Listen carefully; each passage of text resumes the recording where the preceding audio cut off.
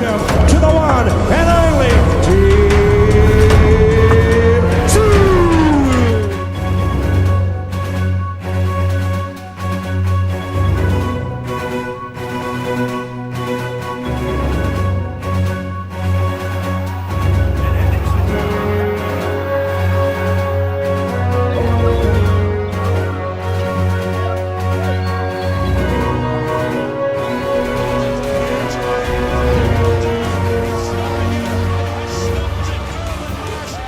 G'day guys, how are we doing? Welcome to Talking Boxing. It is Monday, June the 15th, 2026, and a little bit happening in the boxing world, or more importantly this morning, the UFC world, MMA, whatever you might want to call it, and what an event it was. I actually paid to watch it. I was at the pub today, so I thought I'd get it on just to see what was happening, and what an event. It was unbelievable. It was just everything a massive event should be, and take all the politics out of it, who you support, what side you're on, all that sort of stuff. As an event, it was absolutely fantastic. And geez, that Taporia, geez, he copped the belt, didn't he? He was in all sorts of trouble. I'd seen Taporia fight a couple of times in the past, mainly against our man Volk, but very, very good with the hands, and he was just beating the shit out of today, wasn't he, by, what's his name? Is it Gaddy, whatever his name was? He was a big unit, wasn't he? Big, tough guy. So he looked like a rugby league player or something, didn't he? So, but yeah, that's what happened this morning. But as far as the boxing front goes, I'm sure there's going to be some talk about the Tim Tszyu ticket, what do we call it, fiasco, delay, whatever it is. Also, Jai Pataya over there in Washington making himself known, as I can see Big J's comments there. Do you agree? Is Jai delusional? What the hell is he smoking over there, says Big J. So, and then, as I said, on the ticket front, we'll get that started. And firstly, actually, thanks to everyone that's obviously tuning in live, but also thank you to everyone that listens after Spotify, which is probably about 50 or 60 people a week jump on and listen to it. So thank you. So, yeah, the tickets, I've had a few people contact me today saying that some had received emails, some hadn't. I think as the day went on, more and more people were getting emails. I still haven't had my email, so I don't know what's happening with that. I got the email yesterday saying, Friday, I think it was, saying that tickets would go on sale today. You know what I'm talking about if you're on the mailing list. And tickets would go on sale at 4. I'd get a reminder at 2. I got nothing. Didn't get the reminder. Didn't get the email to say they were. I'm not going to buy tickets at this stage anyway, but I'm on the mailing list just to see what's happening with No Limit. Sometimes they send out something by mistake that hasn't been leaked to the public yet. I think they did it last year with Velasquez. They didn't actually announce it, but their email did, or their website did. But yeah, still to this time, actually I'll just check while we're live on air, and it's currently 7:03 p.m. and I still haven't got an email saying that the fight tickets haven't been released yet. So I have had probably half a dozen people today either saying, hey, what's going on? You said they were on sale and my email said this and that. And then I've since had replies from them saying it's all good, I've got the email. As I said, I've got nothing. So, all right, if you're new to the show, it is what it says there. It's Talking Boxing. Actually, it doesn't say there, does it? Maybe I should get something made up, shouldn't I? I've been saying that for a few weeks. There's the Boxing Deep Dive logos. It is obviously Talking Boxing. And as I said, if you haven't been on the show before, put your comment in the chat and you decide what direction we go. All right, so we're going to start with old mate Big J. Now, actually, I've got comments all over the place as usual. I'm going to try and start where we should. All right, I'm not sure this is your first comment, Big J, but on the live feed that's coming through to you guys, it says it's the first comment. What do we got? All right, we have Big J, because in reality that's the only way. Is that the first comment? It does say it's the first comment anyway. Because in reality, that's the only way Benavides will ever fight Jai. He's delusional. He's getting a little embarrassing now. He made his bed with Zuffa. Time to lie in it. Well, one thing I'll give you credit for, Big J, you don't sugarcoat things even because they're Aussies.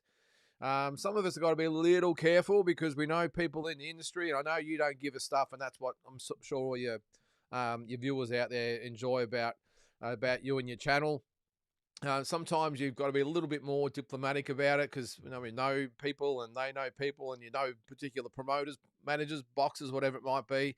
But I admire what you do there, mate. And you did say he's delusional. Well, and I think I said this morning on my video that you have got a point. You've got a point that Jai sitting there, and I saw the interview you're talking about, and when he was saying that he planned to hopefully unify the belts by the end of the year, I'm thinking, hang on, we're currently halfway through June. No fights scheduled, nothing being discussed. We have Benavides now being, take that back. Michelanian now being ordered by the WBC to fight David Benavides. Now, they're the two biggest names apart from Jai in the division, so they're fighting each other. We've got Masson and Nyika fighting for the IBF Eliminator, and not much else sort of going on. So who is he supposed to be fighting and unifying against? Benavides and Michelanian hold the 3 of the 4 belts. They're obviously in talks together. They ain't fighting again before the end of the year. They'll probably fight each other in, I don't know, September, October. Actually, I think they might have been talking about, is it September with the Mexico versus the World, or maybe I was imagining things. I'm not sure. But either way, that was probably the first thing that I suppose get out of the road, is that Michelanian and Benavides look like they're off the table. The IBF belts off the table as well. So how exactly are we going to unify the World Cruiserweight title by the end of the year if none of the players are going to be available or have an interest in fighting Jai? So I'd just like to know now. Maybe Jai knows something that we don't, but I'd love to know what it is. Because, as I said, if Benavides and Michelanian have sort of got something going on the side, that'll be 3 of the 4. And you'd think maybe next year, probably in May, it would be Cinco de Mayo. If Benavides wins, he will then be targeting the IBF champion to unify it all. Maybe they've talked about this time next year that possibly Jai could be in the mix. I don't know. But if you're in Jai Pataya's shoes, and sorry if I'm going off so much on the first comment of the of the show, but if you're in Jai Pataya's shoes, are you happy with that? Are you happy with Zuffa and your current management that you've signed, and you're going to have to possibly wait up to 18 months to actually get a shot at the belt you just gave up and the other 3? Something's amiss. Something is not right here. Now, Dana White lately looks like the cat that swallowed the canary. So does he know something that we don't? And Jai knows about it. We haven't heard a lot from Mick Francis lately either. I would have thought maybe he would have been interviewed over in the States if he is there. I'm assuming he is. He sort of goes with Jai wherever he goes. So I don't know. Are you and I missing something here that they know and we don't? Because Jai seems pretty happy with things. He seems very comfortable with things. He seems, at peace with where he's at. How could he be at peace with where he's at? He's lost his IBF belt.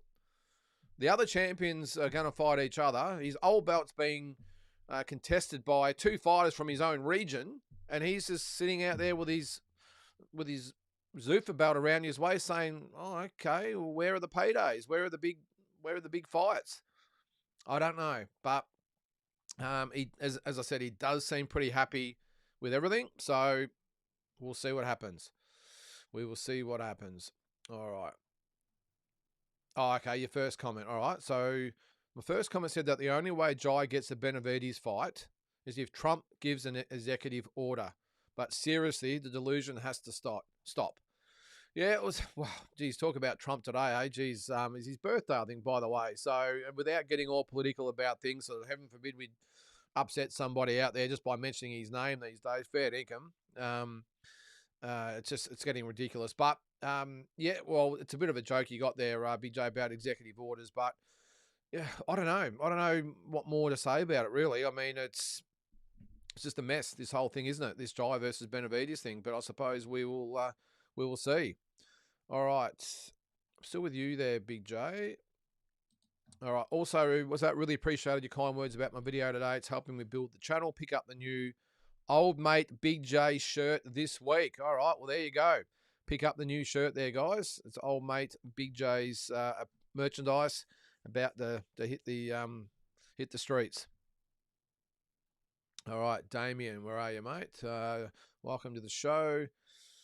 What do you got there? I hope you're watching this White House card going on right now. It's amazing and one of the best looking atmospheres of an event the UFC has ever done. Fantastic. Yeah, well, look, I never buy the UFC events. I used to get them at the pub all the time because, you know, we're trying to build the our KO room there and put on all the fights. Foxtel just make it impossible, by the way. $800 to watch a fight and you get, 15, 20 people turn up and they have a soft drink each. It's pretty hard. So, but I did get this one today just to watch myself, and I was really impressed, Damien. The fights were pretty good as well. I must admit, I get a little frustrated when they hit the deck and they roll around, or worst case, they just lie there and I know it's all part of the strategy, by the way. So if you're an MMA fan, I'm not trying to have a go at your sport. I'm just saying, as a boxing fan, a boxing man, and I'll always will be, used to the non-stop sort of action, setting up punches and that sort of stuff. And when they hit the deck, I must have been, I'm like, it's like, the meme where you got the stick, do something, please do something. I know it's all a strategy and they try and strangle the life out of each other and everything else. But apart from those little sort of scenarios during the fight, I actually didn't mind it, especially the main event. I thought that was pretty good. And who's the one, is it Pereira? I think he's the one that got beat in the co-main. Geez, he copped the wallop too, didn't he? Look, I will say it's not my cup of tea. I hate to say this, but it's actually a little brutal for me with those little gloves on. And they start just pounding each other, especially when they hit the deck. And the referee, is it the referee or is it an umpire? I'm assuming he's a referee. I don't know what they call him in the UFC. But I don't like it when they get kicked or punched and they go down and the opponent's allowed to jump on and start hitting them before the referee's able to get in there. I don't like it. If you're going to adopt something from boxing, make that it. If you hit the deck, you start counting or whatever. At least give the referee a chance to do something and save the guy, because the amount of times you see him knocked out and they're in a bad way and they're allowed to jump on and start pounding them, I just hate that. You do get the really, I suppose, classy fighters who know they're out and don't bother and just walk away. Was it today, the coloured head dude? I liked his thing. He knocked him out, knew he was gone, and just saluted the crowd. I thought that was fantastic. But anyway, hang on. This is not talking UFC. It's talking boxing. So let's get moving. But I will say, Damien, fantastic event. And whether you're a UFC fan or not, they do it well. Whether you're a Trump supporter, whatever, Dana White supporter, it doesn't matter. The event today was fantastic. And maybe we might see a similar thing with the boxing side of things. And speaking of the boxing, I'm sure someone's got it in there somewhere. Tyson Fury there today with his so-called big announcement coming. What is it going to be? I didn't realize he'd actually been banned from the US, by the way. He said it was his first time back in 5 years over his involvement with the MTK guy, whoever it was. And he's allowed back in. So it was great to see the Gypsy King back in the US.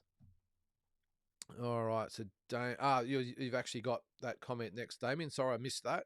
Tyson Fury was just interviewed saying him and Dana White have a major announcement, and he'll let Dana say it. Can't wait to hear what it is. I don't think Eddie Nicholson, Hearn will not be happy. Well, mate, if it is what we think it is, and that is Tyson Fury, and I can't believe I'm going to say this, is about to go to Zuffa. Eddie Hearn, well, I'm just wondering what Frank Warren has to say about this, by the way, but Eddie Hearn will do a coronary. He'll just lose the plot. Now, I know he doesn't promote Tyson Fury, but he'll know that if Tyson Fury ends up with Zuffa and Dana White, you can be 100% assured that they're going to have, or Dana White is going to have an involvement in the Fury and Joshua fight. And that will absolutely do Eddie Nicholson's head in there, Damien, as I'm sure you've said there. So look, who knows? Maybe it's not. But what other announcement could it be? So I'm with you. I think it's going to be Zuffa. I just don't know. I'd really like to know Frank Warren's involvement in Tyson Fury's career. Now, is it that Frank Warren's only his UK promoter? Because obviously with Tyson Fury was with Top Rank, wasn't he? And they handled his US stuff, or maybe in conjunction. So if Tyson Fury's arrangement or agreement is up with Top Rank, if that's who it was, I'm pretty sure it was, does now Dana White just step straight in there, and now Frank Warren has got to deal with Dana, and then Eddie Hearn has to deal with Dana and Frank as well. So Eddie, it'd be bad enough dealing with Frank Warren, his arch enemy. even though they've sort of become allies in the last sort of year or two, to now having to deal with Dana White. I mean, maybe he could take the Oscar De La Hoya approach, and we all know what he's had to say about Uncle Fester, Dana White.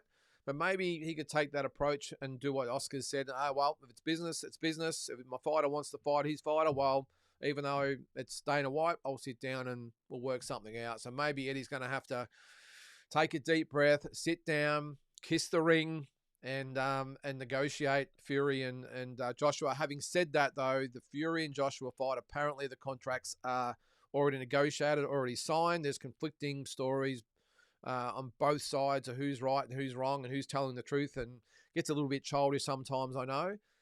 But at what stage are we going to find out who is actually going to be the man or the corporation or promotional firm that's actually going to promote this fight? So it's and if it is going to change, then as Eddie said himself, he's going to have to renegotiate the whole contract. So this is bizarre. This is the thing, actually, before we move on with this instance here, which is really, well, it's surprising for one, but also a little confusing in that, wouldn't you have thought when Tyson Fury signed his end of the contract that it would have been like he would have had representation? So he's had representation, which I'm assuming was Frank Warren. They've signed the contract with Joshua, who's represented by Eddie Hearn and promoted by Eddie Hearn. Now the contracts have been signed. Now he switches to Zuffa. I don't know how that's going to work. Well, we'll see, unless it was already negotiated by Zuffa on Fury's behalf and Eddie Hearn just didn't know about it. And maybe it was through Turkey Al Sheikh and Dana sitting in the background, which is why he's been so smug and said, well, I know something he doesn't. I know where the fight is. He doesn't. Has Turkey done the ultimate betrayal act and gone behind Eddie and Frank's back and negotiated, well, on behalf of Dana and Tyson, and this has been going on in the background? We will see. We will see. All right. Damien. You got another one there, have you? I might just go up a little bit there and we'll see. And find your next comment. No, I'm just going to start at the top, guys. I think. All right. Okay, Explicit. How are you there, mate? What do you got? Did you see the clip of the 18-year-old Mexican atomweight champ Camila how do you pronounce that? Zamorano telling Erin Morales, "Have you ever been in the ring?" After Morales told her about punches hurting and her laughing after. I did, Explicit.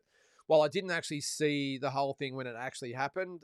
D-Style on D-Style Boxing. Make sure you follow him over in the States. He did an Instagram, was it a reel or whatever they do, and he put it on Instagram. He was having a bit of a laugh about it. Now, correct me if I'm wrong, but it got a little bit awkward, I think, because she got a little bit bent out of shape. And if you didn't see it, by the way, what actually happened was Eric Morales, obviously former world champion, multiple-time world champion, Hall of Famer, all the rest of it, you know the drill.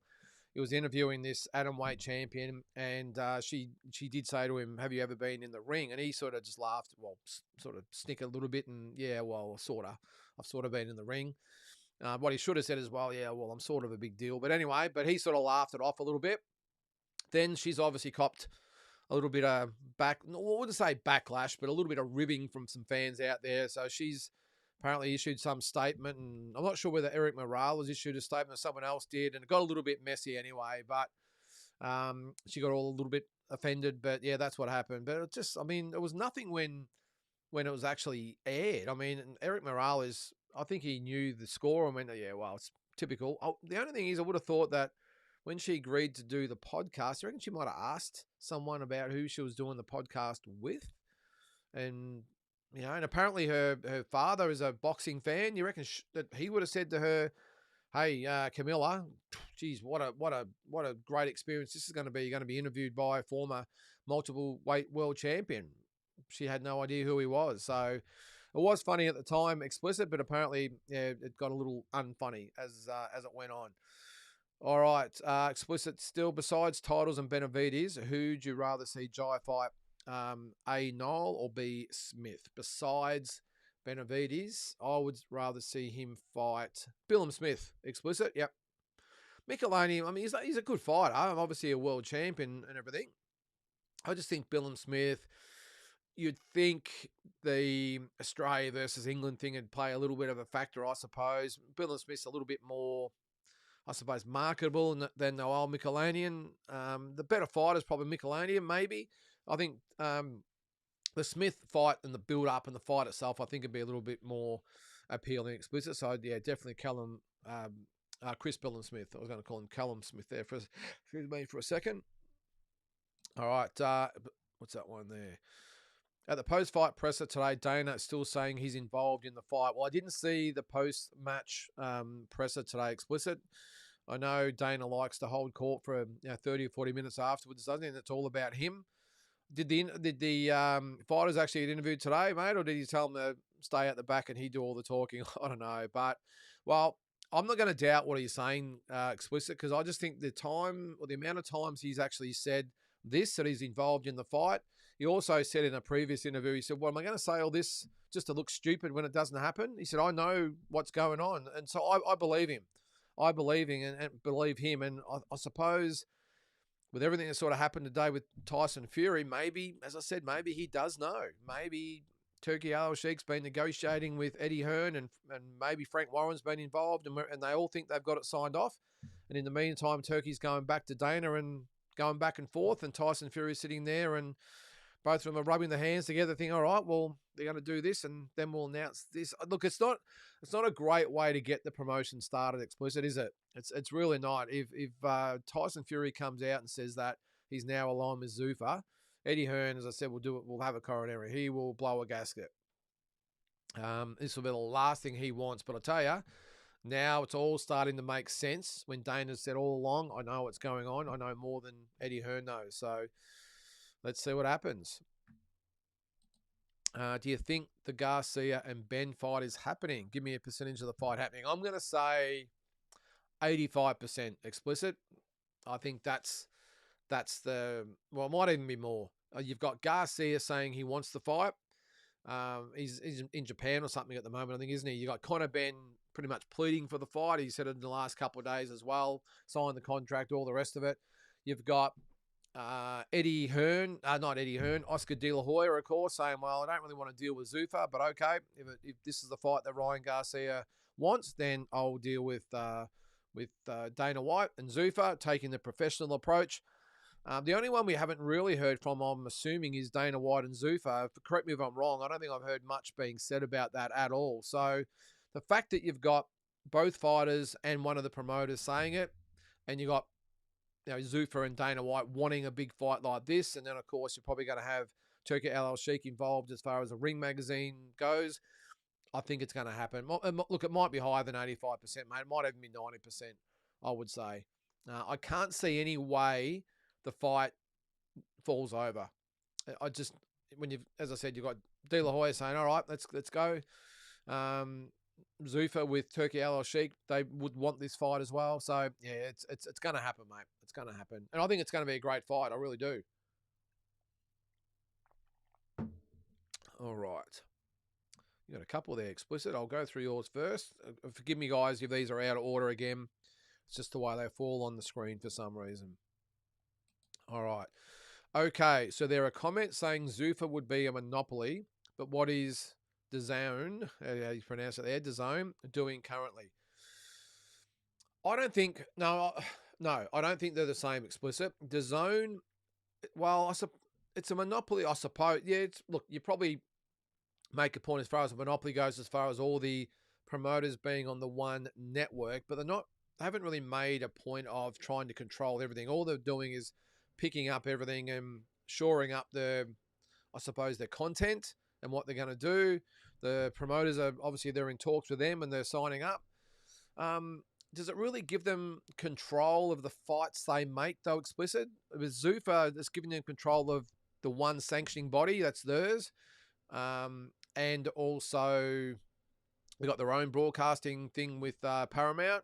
So they've got the one belt and everything else. So that's sort of a monopoly where they want to control every single fight that's made, an event that's put together. the zone side is really just saying, hey, the promoters, okay, they'll probably talk with the promoters about what they're after. But at the end of the day, the promoters are the ones that put the shows together. The zone just show the events. So it's not really the zone controlling what's happening. I suppose behind closed doors are saying, hey, we'd love this guy to fight that guy and that guy to fight that guy. I get that. But overall, they only have so much control. Zuffa is after 100% control of everything to do with the part in boxing. The zone, while they will have some control, I acknowledge that, the promoters are still their own entity. It's just the zone are actually airing the fights they're putting on. So it's a little different, similar, but different. All right. These, okay, I'm not quite sure what you're saying there, mate. Okay, sorry, mate. I don't understand what you're saying. Is that UFC? Yeah, these UFC rankings.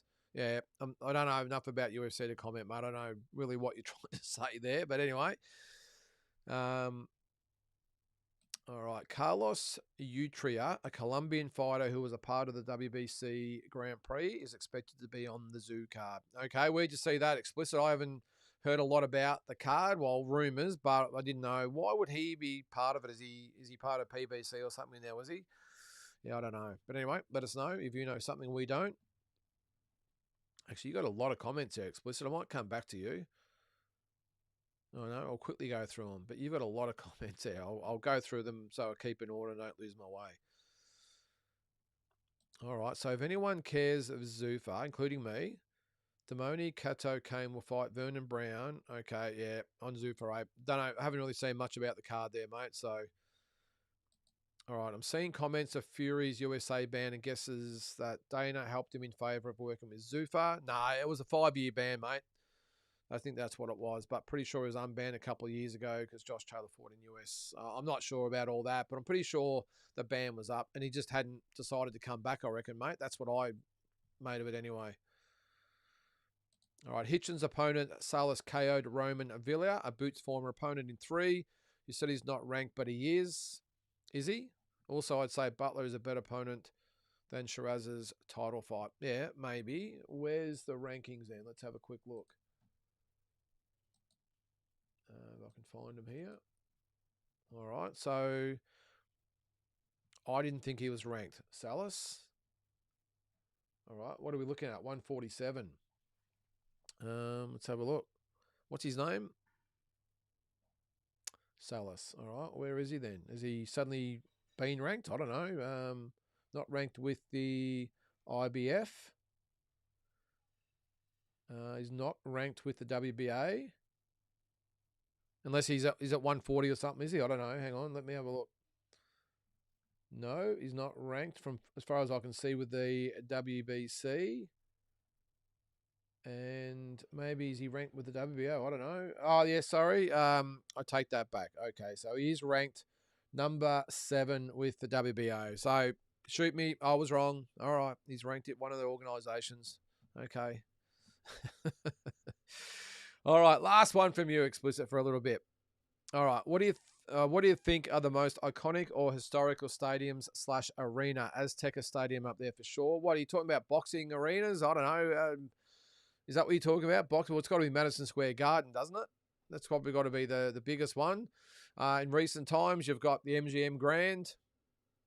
Wembley Stadium, of course, has got to be in there as well. I don't know. They're probably the biggest ones. At Madison Square Garden, you haven't sort of specified there, mate, which one is it, boxing or just in general. I don't know much about the soccer stadiums, anything like that. If you're talking about some of the most iconic, well, it's got to be the mighty MCG in Melbourne, explicit. One of the, if not the best arena in the world. I know I'll have some comments coming about that, or back about that, won't I? All right. What's this? Are you watching the World Cup? The what? I'm only joking. No, I wouldn't have a clue about soccer, mate. I have to laugh, though. It's probably the only time in every 4 years that so many people watch it. I don't know. I did see that Australia apparently won yesterday. I don't know. A player. Wouldn't have a clue, mate. I'm not really a sports guy, if I'm being honest. Apart from Aussie rules and boxing, I do follow the basketball after going over there a few times to watch the Celtics with my sons, but I do follow them, but I don't really watch games regularly. I just sort of follow the progress, and if one's on while I'm doing something, I'll watch it and look at the results. But Aussie rules and boxing are the only two sports that I'll actually really follow closely and sit down and watch. This World Cup, I wouldn't have a clue, mate. I've been seeing on social media about the pool we're in and who's we're playing and what's going to happen here and a draw here and we're going to do. I wouldn't have a clue, mate. I wouldn't have a clue about soccer at all. And as I said, it makes me sort of laugh when all the people that don't give a shit about it for 4 years and then once the World Cup comes around, we're all experts. But I wouldn't have a clue, mate. I know we're playing the USA next. That is it. I couldn't name one player and that's about it, mate. So, yep, I can't help you there. I know nothing about the World Cup. All right, was the Hall of Fame today? Saw something about it. It was over the weekend. Well, actually, I think the inductions were yesterday, I think. Today, Monday in Australia. So we had Antonio Tava, Nigel Benn, and Triple G, Gennady Golovkin, all inducted. I think Russ Amber, who I've met a few times, who's the head of Rival Boxing, and he's in all the corners as a cut man, all that sort of stuff. Had a good chat to him last year, actually, in New York, after the Serrano and Taylor fight at Madison Square Garden. Went up the road to an eatery cafe thing, a diner, whatever it is, afterwards, and had a bite to eat. And he was in there and went up and had a good chat to him. Really nice guy. And he was pretty busy. There was a lot going on, a lot of boxing people in there. And it just sort of happened to sit across from him and started to get talking to him. And a really, really nice guy. So it was good on him. I'm not quite sure who else was there, but the three fighters were the main ones. All right. Did you catch Fury chilling at his seat with a straight face while Ben and Jai were enjoying themselves in front of the cameraman next to Fury? No, I didn't see that, mate. No, I didn't see that. All right, Asbot. Hi, all. Bam is a weapon. His movement reminds me of Loma. I forgot to mention about Bam Rodriguez. Not sure he gets past in a way, but awesome fight. Speaking of Loma, any update on return opponent? No, I probably know about as much as you, mate. I know Emmanuel Navarrete has said in the last few days that he's up for a Loma fight. Apparently, the WBO have said they will sanction the fight. So it makes sense. I know Charlie Suarez was in line. That fight sort of gone a little bit silent. So Navarrete looking for a big fight. It doesn't get much bigger than that one. I'd be fascinated to see that fight. I mean, Navarrete is a big, strong guy, but he's a more natural 130-pounder. Loma, of course, had come down from 135 to 130. I reckon that'd be a great fight. I'd pick Loma, even though he's been out for a couple of years. I'd definitely still pick Loma. I just think he's a little bit slick for Navarrete, but that seems to be the one they're all talking about, Asbot. And Bam, yeah, I love his movement, mate. I love it. I love the way he twists and turns and pivots. As he's punching, he's already turning. So by the time the opponents are sort of blocked and come up, he's another angle. Pacquiao used to do it a fair bit as well, and Loma, of course. He's probably the best at it, where they're actually moving as they're punching. But they're getting maximum power, but that last punch, it's just a little off to the side, or they go back the other way. And as I said, by the time the opponent's actually got time to settle and come back, they're a different angle coming again. So I don't think Bam does it as well as Pacquiao or Loma, but it's still very, very effective. Very effective. And he's still got that power. I'm not going to say he's a massive puncher, but I think it's just his timing is so good. And he just hits them flush. I think that's got a lot to do with it. He's nowhere near the puncher that Inoue is. Inoue is a shock puncher. Bam is more of a clubber, but he just times you so well that he catches you right at that right moment. Inoue is just that shock puncher where he hits you and it's just bam and it's just lights out. Excuse the pun there. But yeah, fascinating fight. And I said in my video this morning that Robert Garcia's done his best to hose it all down, pour cold water on it. But Eddie Hearn and everyone else, I'm sure will be pushing for this fight. All right. There is Drew. How are you, Drew?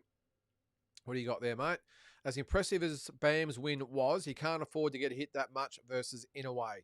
Maybe Bam might refine his style versus Inoue, but he can't fight yesterday's fight if he wants an Inoue victory. Yeah, that's probably the only slight on his performance, Drew. And it's not just yesterday's fight. He has had a habit of maybe, it's almost like he stands there and likes to test the opponent. So rather than always be slipping and moving and everything that he does, just occasionally when he's punching, he's all with the angles and everything. But when he is on the defensive, he sometimes you see him, he backs to the ropes and just puts his hands up and just allows his opponent to have a couple of free swings. You can't do that against Inouye. So I really like the way Bam fights, but that is one probably flaw that he has. He cannot test Inouye. You don't need to test Inouye. We know he's good. We know he's a puncher. We know he's a killer. You do not need to test Inouye, and I just hope he doesn't sort of fall in that trap. But one thing I will say, and this is probably why, and I know I'll probably upset a lot of people by saying this is why I slightly favour Bam. I don't know why. I know Inouye is the bigger guy, the bigger puncher. I just think Bam's overall ability, I suppose, the fact he times his opponent is so tight with his defense, apart from when he's doing what I said, when he was just stand there and let his opponent have a few free hits. In a way, he's very counterable. Is that a word? Counterable.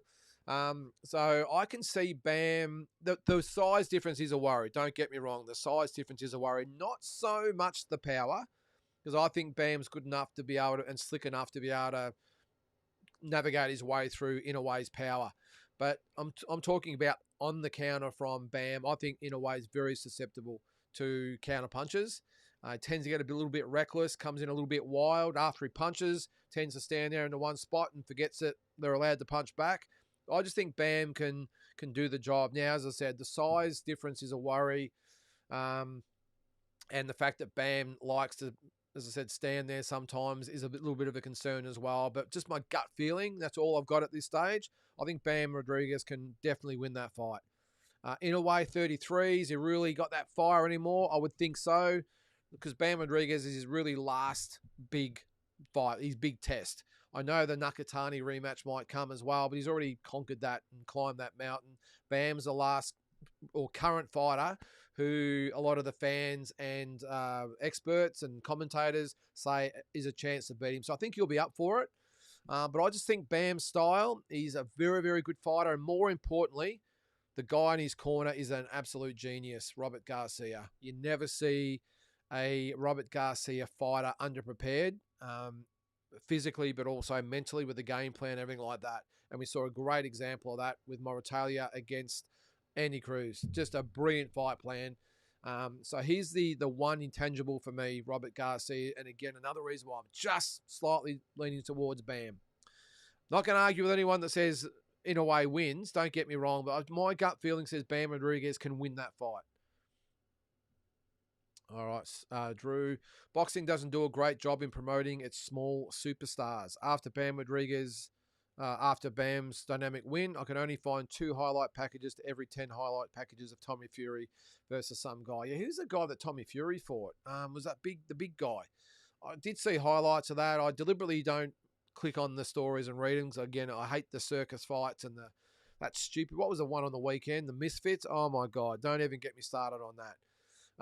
But I'm with you there, mate, and not just confined to world boxing here in Australia. Andrew Maloney wins a world title, and the boys from Code Sports are watching. Still no story. I've seen Andrew on a couple of podcasts. I've seen a couple of interviews that he's done. That's great. Still no story from Code Sports. Is it that hard? He's home, or I'm sure he's got a spare 20 minutes wherever he is, just for an interview.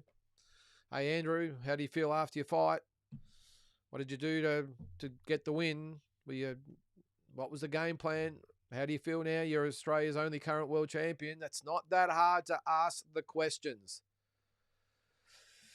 But here he is, still nothing from Code Sports. But anyway, I've had enough of a whinge about that, haven't I? All right.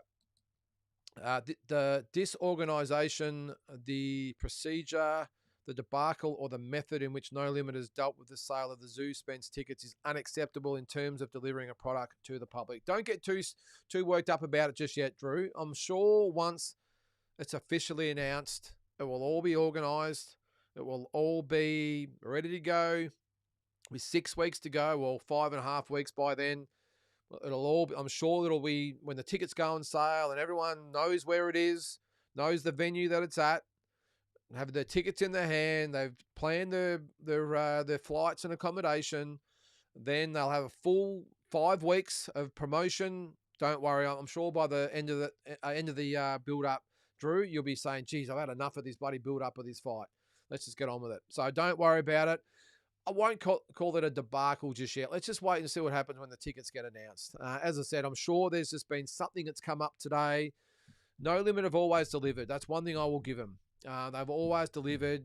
I know this time seems a little bit unorganised or disorganised, as you've said there, but let's give them the benefit of the doubt. We've had some ups and downs as far as the cards goes and the cost of tickets and the cost of pay-per-view and all that sort of stuff. But overall, they've done a fantastic job. So let's just give them the benefit of the doubt, Drew, and let's judge them once the tickets actually come out and we know where the fight's at and the venue and everything else is, and we know the undercard. Lots to go into this promotion, Drew. There's so much to go into a big event like this. I remember having many conversations with Dean Lonergan when I was working with him, and I just kept firing questions at him about the Pacquiao and Horn fight back in 2017.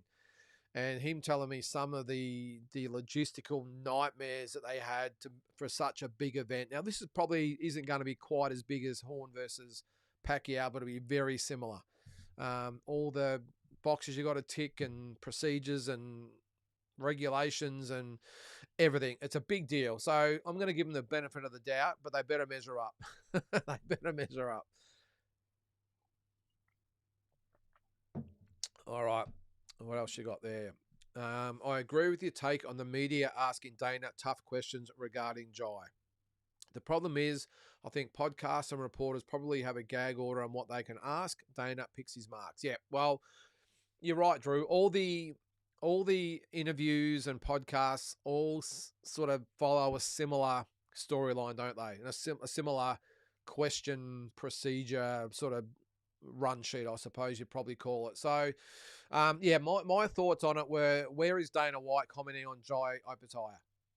So instead of Jai sitting up on the stage next to Conor Benn, just as I said this morning, having this fluffy sort of interview of how great it is in Washington and what he wants to do, I'd like to see piss off Conor Benn, kick him off the stage, and let's get Dana White up there and say, now, Dana, Jai Opetaia, we saw him stripped of his IBF title with some miscommunications or whatever it was with the IBF. What are your thoughts on it, and what do you plan to do with Jai going forward to either get that belt back? That you were talking about legal action. What do you got planned? And more importantly, what's happening with the other sanctioning bodies' belts? Let's hear what he has to say. I'd like to know if he just says, "Oh well, yeah, well, Zuffa, isn't this great? Fantastic job we're doing. And Eddie Heard's a wanker, and Oscar De La Hoya's a wanker, and how great am I? I'm just bringing all this to you." No, Dana. I just asking, what happened with Jai with the IBF, and what are you doing now to make sure he gets another properly sanctioned belt around his waist? With all due respect to your little Zuffa belt, what are you doing for Jai? You've obviously promised him the world. What are you doing to get these fights with David Benavidez and Noel Michelanian, who have decided just to fight each other? And the sanctioning bodies aren't making it easy on now for your guy to get back in the world title picture. What are you doing about it? And what are your thoughts on it all? I'd like to know. Is it that hard to ask a question? I don't know, but I did hear the one on the weekend with the young guys on it. I can't remember what it was called. It was just another fluff piece. And as I said again this morning, Dana White's got time to do all these podcasts and interviews with his little gang of reporters and podcasters. I'd like to see someone just ask some serious questions. He's obviously got time. Let's hear it. And poor old Jai's sort of sitting up there, and you could tell, I don't know about you guys, but you could sort of tell he didn't really have the answers. He didn't really have, like, no, it's cool. I know this is what's happened, but I'm committed to Zuffa, and it's full steam ahead. Not just, well, I still want to unify the belts and blah, blah, blah, blah, blah. I want to hear some concrete answers, because he'd have to be sitting there thinking, what have I done?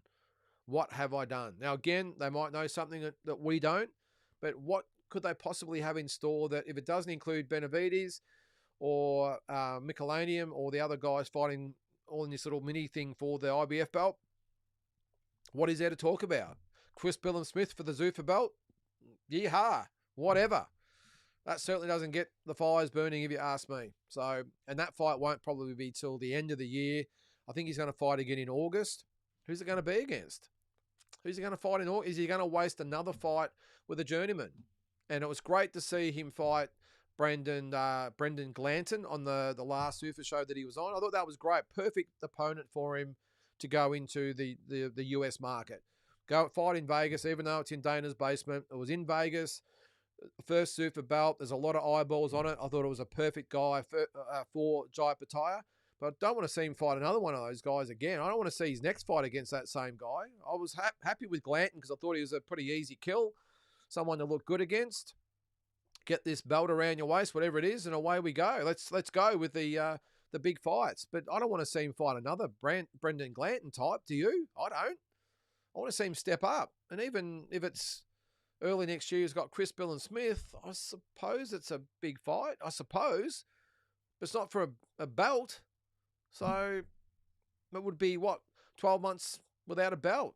Over that time, without a belt, a world title fight. When was his last one? The end of, was it December of 25? So he fights him like February, March next year. It's like 15 months since he fought for a world title. And no, I'm not including Zuffa. So I don't know. I don't know why all the smiles and everything while he was up there. But again, I'd like to hear Dana White answer those questions. All right, Drew, we've got one more from you. Although I like your next comment there. Yes, you are correct. This show is the very best way to spend a relaxing night for my 49th birthday. Oh, there you go. Drew, happy birthday, mate. I totally missed that comment. Happy birthday to you, Drew. I haven't got a sound effect or anything for you there because on these you do. I think you do have sound effects. Where are they? No, I can't find them. But on here, on this system, there is some sort of sound effects. I just can't find where they are. Hang on, where are they? No, I can't find it. No, I do have them, though, I assure you. But anyway, happy birthday to you, Drew. All right, what was your last comment there? All right, although what Jai said about unifying the titles at the end of the year or early next year is delusional, I honestly believe he knows it is, but has no choice but to promote his doomed situation. You're right, Drew. Exactly, just what I said. He's got to sit up there and say how happy he is and can't wait to unify the belts, but surely inside he's going, what the friggin' hell is going on here? I'm sitting here without a belt. I'm supposed to sit up here with a big smile on my face and tell everyone how happy I am and how great Dana is and how great Zuffa is, but where's my friggin' belt? That's what he should be saying. I hope he's saying that behind closed doors. Mick, Dana, where's my belt? Where's this legal stuff that was supposed to happen? Turkey, hello? Hello, are you there? Turkey, pick up the phone. Where's this legal action you're going to back? I don't know. Look, I'll say it again. Are we all jumping to conclusions here and it's all under control behind closed doors? I don't know. But it's just very frustrating. We all love Jai. He's just a fighter's fighter. I think the world of him as far as a great guy, but also just as a fighter. I mean, this guy is, could be one of the best of the generation. I don't want to see him sitting on the shelf just gathering dust and talking about big fights. But while the division just goes around him, this is what's happening at the moment. The division is moving full steam ahead, and Jai Pataya is sitting on the park bench, twiddling his thumbs. What now? You got probably Chris Smith sort of beside him, but he had a fight on the was it last weekend, and he's sort of talking up. He's all energized now, but again, I don't know what he's got to look forward to except the fight with Jai. But Jai's sitting there, sort of. This is the way I picture it. This is, I know it's a probably bad way to look at it. I'm picturing Jai sitting on a park bench, and it's pouring rain, and he has no umbrella, and he's just sitting there, looking down at the ground as it pours rain over the top of him. And you've got David Benavidez cruising past in his Ferrari. You've got Michelinian driving past in his Lamborghini. You've got Dana White driving past in his Bentley or whatever it is with his big cigar. Happy as Larry, giving him the thumbs up as he drives past. That's the way I sort of envisage Jai Pataya. Sitting there, down in the dumps, probably with Mick Francis beside him, or maybe standing above him with his hand on his shoulder saying, "It's all right, Jai." And Jai looking down at the ground in the puddles below him thinking, what have I done? That's the way I say it. But with his Zuffa belt sitting beside him, rusting in the rain. That's the way I see it at the moment. How do you guys see it? I'll be interested. I know I've carried on a lot tonight guys, and I'm way behind in the comment section, but I'm interested to hear your thoughts. I really am. All right, Paul Camilleri. How are you, Paul? Oh, there you go. Finally received an email from No Limit. Spence Zoo tickets delayed to the end of the week. Yep, I want to take my two sons and make a great weekend out of it. Yeah, do it, Paul. You'll absolutely love it, mate. They do put on a really good show, No Limit, and you'll love it. All right, just grab a drink there.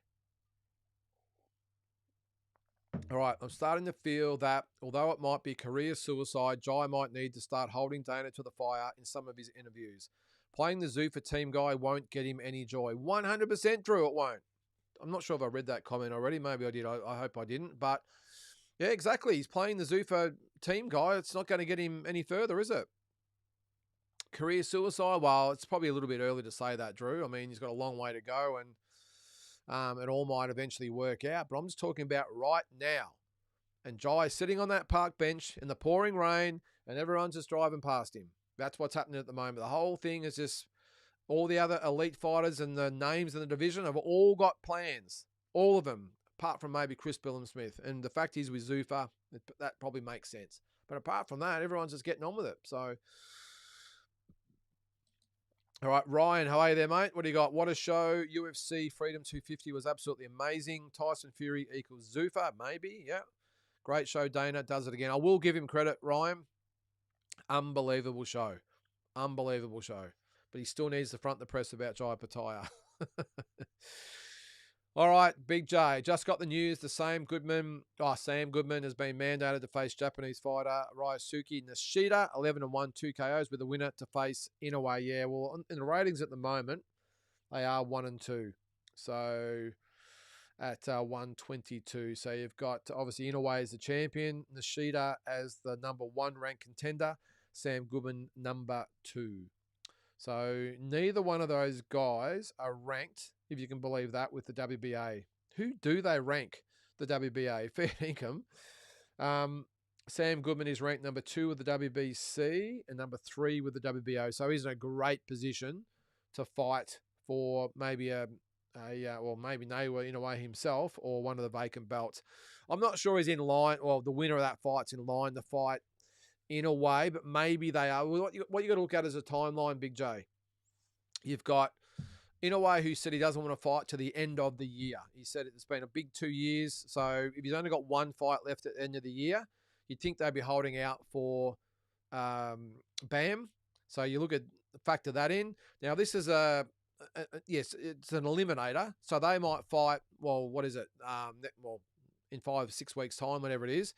So you would think that maybe if Robert Garcia holds to his word and says that that I want to fight in a way next, then maybe it opens up the door for the winner of Goodman and Nishida to fight in a way at the end of the year. But if it is Bam and in a way, of course, now this fight gets thrown off the table, then you would think that in a way will either fight Nakatani again, which I'm sure they'll all sanction, and then he might go up to 126 after that. So I'm not sure if any of these guys will actually get the opportunity to fight in a way unless Robert Garcia holds Bam Rodriguez back until next year.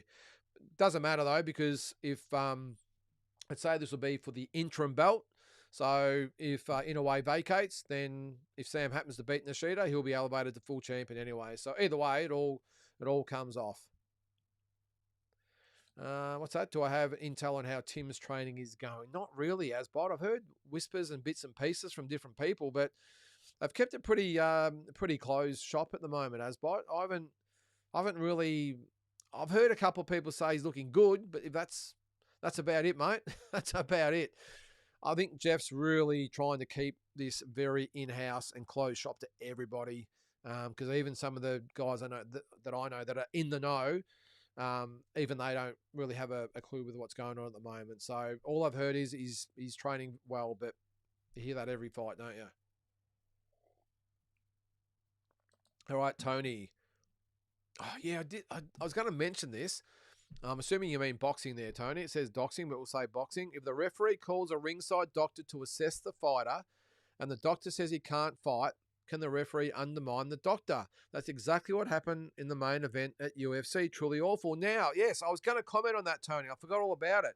Now, if you didn't see it, Tapuria, or whatever his name is, who was busted up. I mean, he was busted up.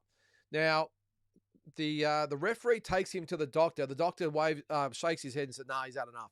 He's had enough." So the referee waves it off. Then Tapuria has a little hissy fit, and his team, I think it was his team, have a bit to say. And then everyone starts to have a little mini meeting in between rounds. And then the doctor changes his mind and lets him go back out there and fight. And he gets stopped at the end of the next round. Oh, that was bizarre, Tony. I've never seen anything like that. Granted, I don't watch a lot of UFC. But I remember I was commenting to a couple of people that I was with today, and I'm like, hey, what the hell happened there? Because I said, the fight's over. And hang on, the doctor's changed his mind. When has that ever happened that you've ever seen? Never in boxing that I can remember I've ever seen. But to have a boxer, be pulled out by the doctor, and then the doctor change his mind after getting some outside influence. Maybe that's what Michael Zarafa should have tried, because that was, of course, the first comment that came up when the doctor waved it off. The guy I was sitting beside, he said, "Oh, geez, he probably told him he couldn't see." Oh, yeah, well, that's okay, touche, good joke. And then he changed his mind, he flipped. So again, maybe Michael Zarafa should have tried that. What's that, Big J? Do we finally know where the Spence Zoo fight is? Getting me on the joke now. I don't know, mate. I don't know. I said to you today, it looks like Sydney, but as far as the venue goes, no. Well, if it's in Sydney, where's the best place to have it? Where did he fight Harrison? Was that Quadros Arena? That was good. Not a massive stadium, I suppose, is what they're looking at. I'll probably still had about 12 to 13,000 there, I'm assuming. That was a great day of fights. It was fantastic. Great location. Sorry guys. Great location. And the atmosphere was just off the chart. So I've got my money on that. I'm just guessing, but I've got my money on Quadros Arena. Is that a name? Is it Quadros? Kudos Arena. Sorry, Kudos Arena. But I might be wrong as far as the name of that goes. But that's what I'm thinking of anyway. You would think the arena would have a pretty good relationship with No Limit, having the Harrison fight there. So I think was the Ocampo fight there as well, or was that up in the Gold Coast? I can't remember, but definitely the Harrison fight that we went to, and it was fantastic. All right. 30 days to come to an agreement or go to purse bids. It's unlikely to be in the Zoo Spence card. Is that the Goodman and Nishida card? Is it or fight Big J? I'm not sure, but yeah, I'm sure they'll come to agreement. You would think that it makes sense to be on the Zoo Spence card, but having said that, the Japanese like to have their big fights in Japan. So you would think if it goes to purse bids, would a Japanese promoter blow No Limit out the water to try and get that fight over there? If it's in Japan, it's going to be a tough ask for Sam Goodman to win that fight. If it's in Australia, I think it improves his chances by about 25%. All right, Naz, or Tom's dad, Naz. Surely there was a reason Tyson Fury was at the UFC today. Could signing Tyson be Dana and Turkey's way at getting back at Queensberry for suing Sealer? Could be, Naz. It's a pretty awkward situation though, isn't it? It's really messy. And I forgot that, Queensberry is suing Sealer and Tico Boxing and whoever else is involved, suing them all, I should say, if I can spit that out. But then again, he's got to deal with Turkey and Dana and everyone in the negotiations. It's a bizarre setup. It really is. But the fact that they've rolled him out, Naz, and he's spoken so well of Turkey and Dana and everyone else, it's where there's smoke, there's fire, I reckon, mate. So don't be surprised. Look, if he did sign with Zuffa, I must admit he's probably the last guy I thought would be signing with Zuffa. If it is the case, well, good on him. But I've been blindsided by it because I never saw it coming. I really didn't. All right. How on earth is Shakur rated higher in pound for pound than Bam? Shakur's resume only has Valdez, 2 and Zapata. Bam has Quadros, Edwards, Estrada, Guevara, Martinez. No comparison for mine. Legend killer. Yeah, if you would have seen my video this morning, I had And I think someone might have commented on that before. I reckon I saw it. I had number 10, I had Jai Pataya. I know that'll be arguable. Number 9, I had Sebastian Fundora. Number 8, I had Junto Nakatani. 7, David Benavides. 6, Devin Haney. 5, Dimitri Bivol. 4, Shakur Stevenson. 3, Alexander Usyk. 2, Bam Rodriguez. 1, Naoya Inoue. That's how I had it. And I know some of you will say Usyk should be higher. Well, I just don't think Usyk's performance in his last fight was anywhere near as good as Inoue or Bam. So, and even was it with Bivol could maybe be above Shakur as well. But anyway, I'm with you there, Naz. Anyway, geez, I'm well behind there, aren't I? Where are we? Okay, Naz. Once again, Robert Garcia proves why he's the best. Wants one more at 118 for Bam before going after Inoue. If it's next year, I personally think the timing, age-wise, suits Bam in the fight. Can't wait. Yeah, I sort of agree, Naz, but on the other hand, I don't. I agree with what you're saying there as far as Robert Garcia goes. He would ideally like another fight at 118. But my question is, like I said in my video this morning, why 118? Why 118? If you want one more fight, we'll have it at 122. That's where the Inoue fight's going to be. So have the fight at 122. If you've had the one fight now at 118, and they want just one more fight just to make themselves feel a bit more comfortable about fighting Inoue, have it at 122. And I don't think anyone would really have a problem with that. If you said, look, we've only had the one at 118 fight now, we really need a fight at 122. I think people go, oh, well, we really wanted it next, but okay, we understand. Having it at 118 just doesn't make any sense. And on the flip side, lots can happen in this sport, Naz. So my opinion is take the fight while it's there. It mightn't be the absolute 100% time, but it's about 97% the best timing. So just take the fight, especially while Inoue's up for it. You just don't know what's going to happen with Inoue. 33 years of age, doesn't need the fight. Eddie Hearn wants the fight.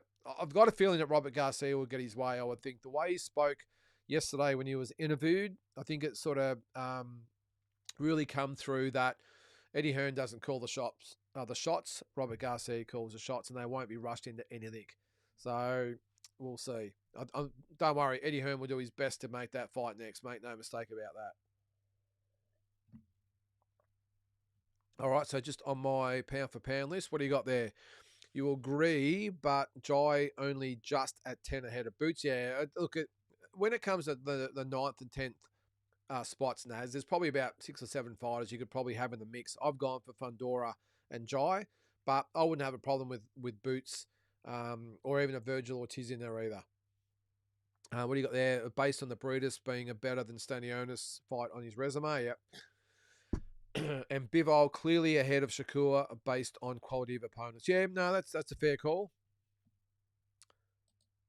All right, love the smirk on Dana's face as he stood with Trump today like a poodle who has a Doberman for a best friend. Yeah, well, it's a good way of looking at it there, Naz. What's the go with No Limit when they win purse bids? Janabek, Mikhailovic seemed thrown together last minute, and Spence versus Zoo feels like it's going to be the same. No, you're right about Janabek and Mikhailovic, Naz. That was talk about a thrown together fight. I'm surprised they even got a stadium for it. It looked like it was going to be in a studio or something, didn't it? It was so small and low key. I'm really at a loss of why No Limit even bothered to have that fight here. It just doesn't make any sense. They couldn't have made any money out of it. I'm pretty sure it was free on TV from memory, wasn't it? I don't think we had to pay for it. They could have just let, as a Top Rank, I think with Janabek's promoter, they could have just let them promote it and save themselves a lot of time, effort, and money. So didn't make much sense to me, Naz. But again, I suppose they stood by their fighter and got him the fight here, even though he's a Kiwi. Spence Zoo, as I said before, Naz, have a bit of faith in it. I think it's going to be a massive, massive event. I think once it all comes together, it'll be worth it. Trust me. So I'm not under the impression that it's going to be thrown together like that Janabek fight was. I think it's going to be great. All right, Ado. Great news for Sammy Goodman. Read the mandatory against Nishida. I guess this means we will not see him on the Zoo Spence undercard. What have you heard, Lyndon? No, I haven't really heard anything, mate. Again, just rumours, because I know there was talk. Well, obviously Cardenas was the first one they spoke about. I know there was talk that it could have been Carl Martin. He was the other one they were talking about, so I heard. But yeah, I would think that if it comes down to purse bids, I think it'll go to Japan. I think Sammy Goodman will have to go to Japan. Not that he'll care. He won't worry about that. But it might be a little bit expensive if they've got to go to purse bids for that fight. Zeus Spencer's already costing him an absolute fortune. I'm not sure they'll want to fork out probably another, $500,000 for that fight. So I would expect it's probably going to be, if they can't come to an agreement, I think it'll go to Japan. But great news either way, Ado. What out there? Kookaburra Kit Kat. Great name, by the way. G'day, Lynden. Apparently Fury signed with Zuffa. That's what I saw on X. Yeah, don't believe everything you hear on X, though, Kookaburra. But by the looks of it, does look like that's the case, doesn't it? So, what's that one? I'll only buy one of your shirts, the Big J shirts, if it's the blown up, washed up welterweight one. Yeah, that should be on the back, Big J.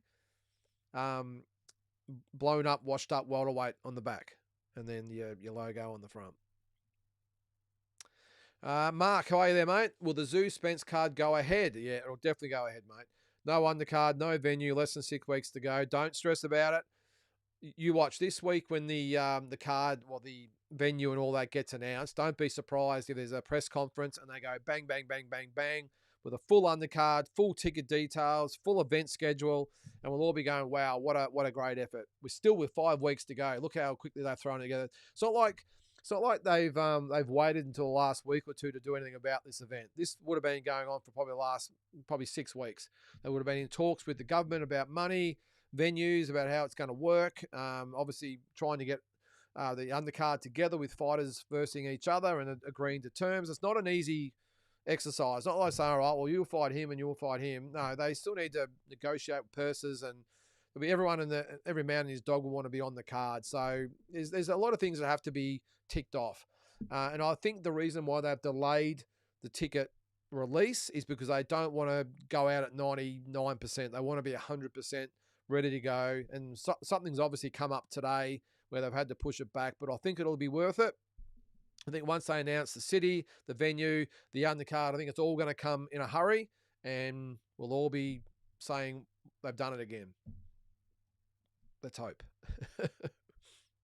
All right. Ray Lee, how are you there? Thanks for joining in the show. Evening all. I've missed a few shows and love the new look. Thanks very much there, Ray Lee. Congrats to Bam's win. It's looking like Tanky's going to fight Floyd Schofield. Believe when it happens. Yeah, well, you don't know what's going to happen with Tank Davis, do you? But I like the fight. Great fight, Schofield and Tank. I think Schofield gives him some troubles. I think Tank wins the fight, but I think Schofield definitely gives him some problems, especially considering that Tank's been very inactive. And let's not forget what Lamont Roach did against Tank. Probably should have won that first fight. They only fought once, haven't they? They didn't end up having the rematch, did they? Or did that? No, they didn't.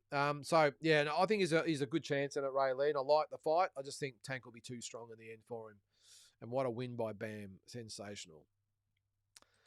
All right, Samuel, how are you, mate? Love how Ilya said he would stop Terence Crawford and he got smacked. Yeah, this is the thing that gets me when people, they lip off about boxing, especially MMA fighters and everyone else, kickboxers and everything. Oh, well, it's only using your hands. How hard can it be? Well, there you go. You just found out today because he got his lights punched out by a guy that pretty much just used his fists.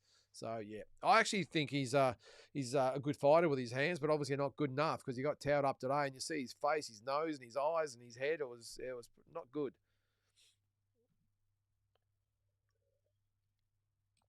All right, that's still with Sam. Tyson versus Joshua.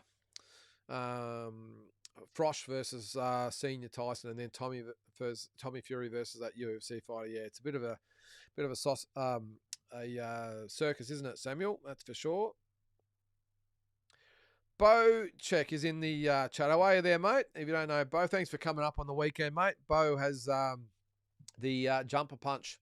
If you're a Carlton supporter, jump on there and check out the Jumper Punch every Tuesday night at 7 o'clock.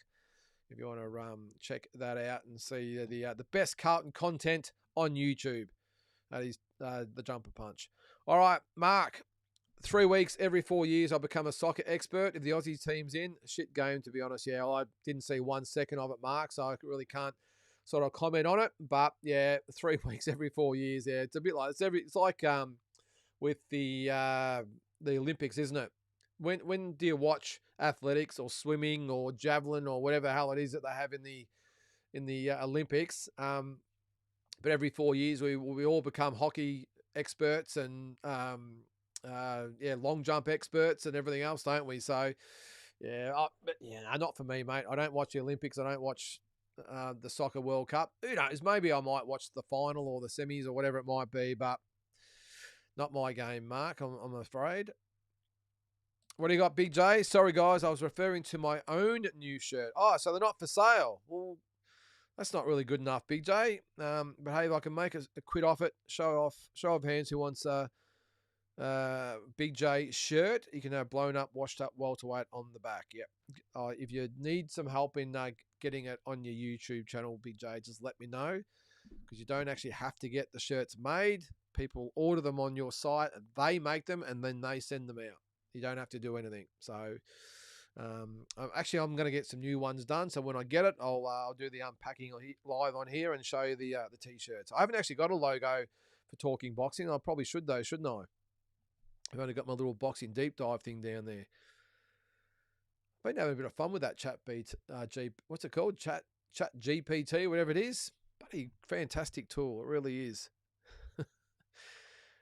What's that? I'll also do what is it? Tackle a bull and wrestle a croc. Your choice. I like it both. Well, why couldn't you have both? You could have someone wrestle. You could have you tackling a bull and wrestling a croc as well. Whatever. The Chat GPT AI thing, it can do anything. Big J. Definitely, I want one for sure. All right, Batman, how are you there, mate? What do you got? I like Bam, but he didn't look good in my opinion. And that opponent has been dropped in 4 of his last 4. Yeah, well, I did say in my little preview, Batman, that Vargas can be hit and he can be hurt and he can be dropped.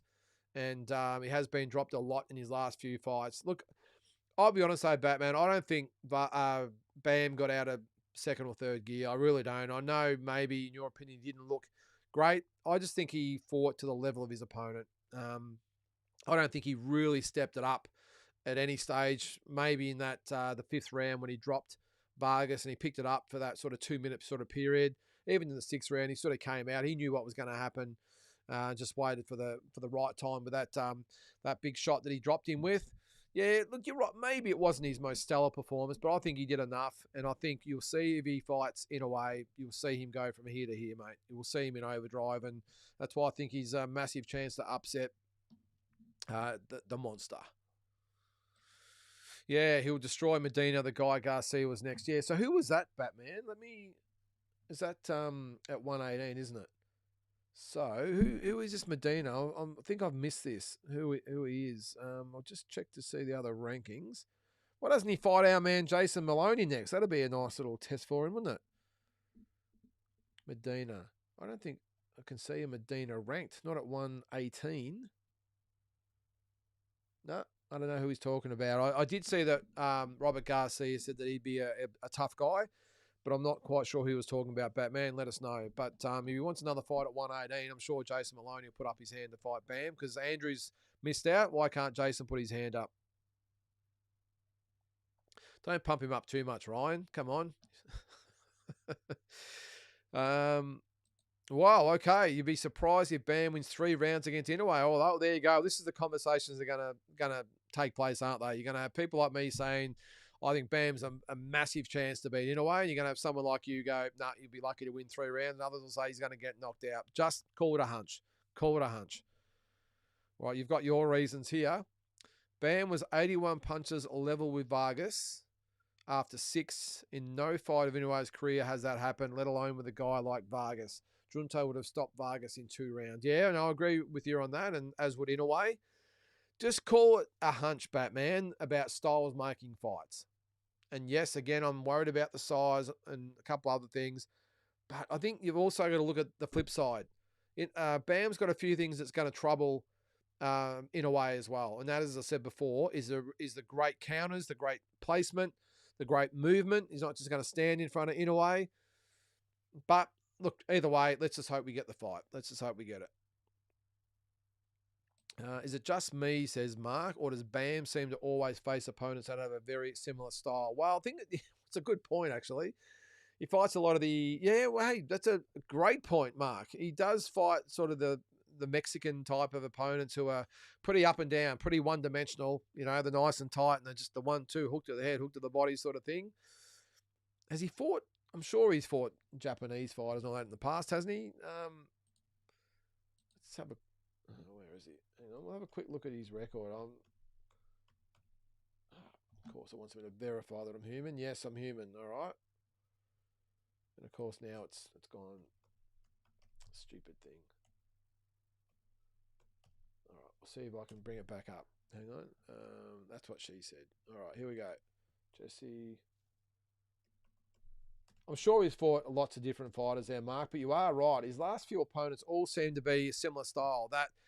That stationary style, who, a bit like when Benavidez fought Ramirez, who he just stood in the one spot and allowed Benavidez just to switch angles and switch punches.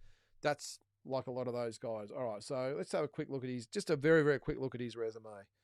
So you're probably right. They're all, I suppose Sonny Edwards was a little bit left of center, but not as talented as some of these other guys. It's a good point. A really good point. Yeah. Yeah. Anyway, but again, just call it a hunch. All right, Batman. I feel matchmaking has been good to Bam. Estrada was washed, got stopped by tension. Bam has been dropped 4 times himself. Yeah, well, another good point. Can I change my tip? Yet only one was ruled a knockdown and got his jaw broken by that nobody. Batman, you're making way too much sense here, mate. I need you to back off a little bit, all right? Because now I feel a bit silly. I'm still going to stick with my man, Bam, again, just a hunch. I might have to go back and watch the Nakatani fight again, though, I think. All right, Big J. Tommy Fury fought former world's strongest man, Eddie Hall, the Beast. He was in Expendables 4. He was in the bar fight scene. Huge English strongman, has a 500-pound deadlift world record. Yeah, well, I didn't watch it. I actually saw a few highlights there, Big J, and they threw a few big punches, didn't they? I think Fury won, didn't he, on points? But at least this guy, well, I suppose Fury is a sort of a real fighter, isn't he? At least he fought someone like him instead of these... Well, it was the other big, strong English guy in the Misfits who just stood in the corner and couldn't move. And his opponent sort of took it easy on him and just sort of give him a few underneath, and then he quit. Crazy, crazy. What is it? It was the Misfits card tagged. Sorry, it was the Misfits card tagged Beauty and the Beast, so Fury and Hall. Not a terrible fight. Seen a lot worse from legitimate fight cards. Yeah, well, the highlights look pretty good, Big J, but I didn't see it. What's that there, mate? You need to get a media pass to ask Dana these questions. Yeah, I don't think I'd get in the building, Ryan. They wouldn't let people like me in. Actually, they'll probably let me in. Then as soon as I ask the question, they'd be saying, target that guy and get him out. Look, I'd say it respectfully. I really would, Ryan. You know, Dana, can you please answer a few questions?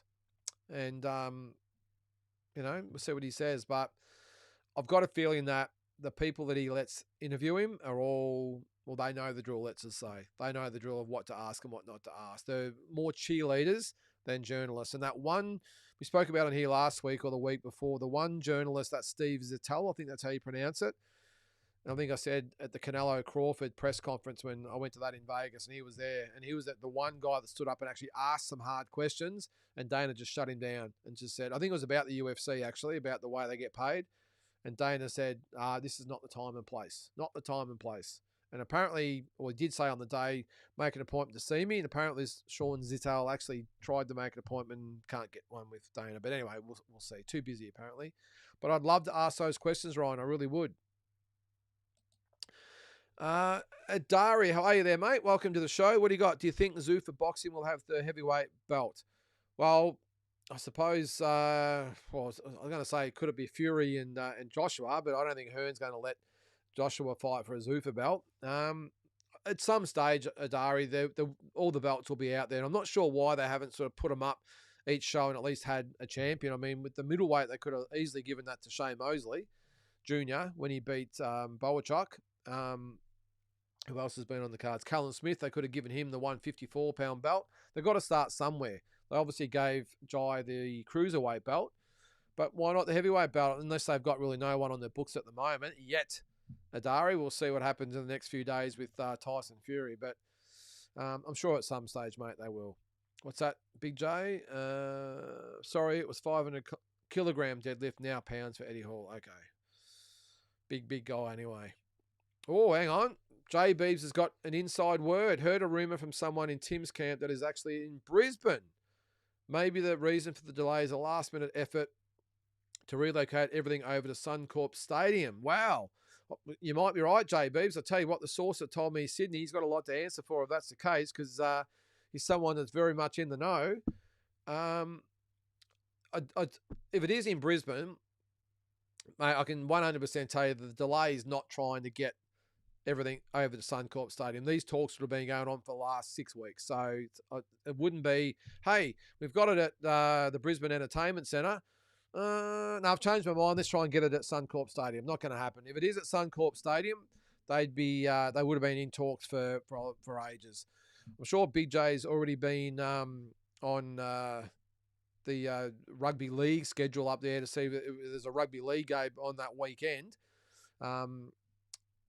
Maybe do that while we're going there, Big J, or unless you've already done it. Hang on, let me have a quick look while we're going.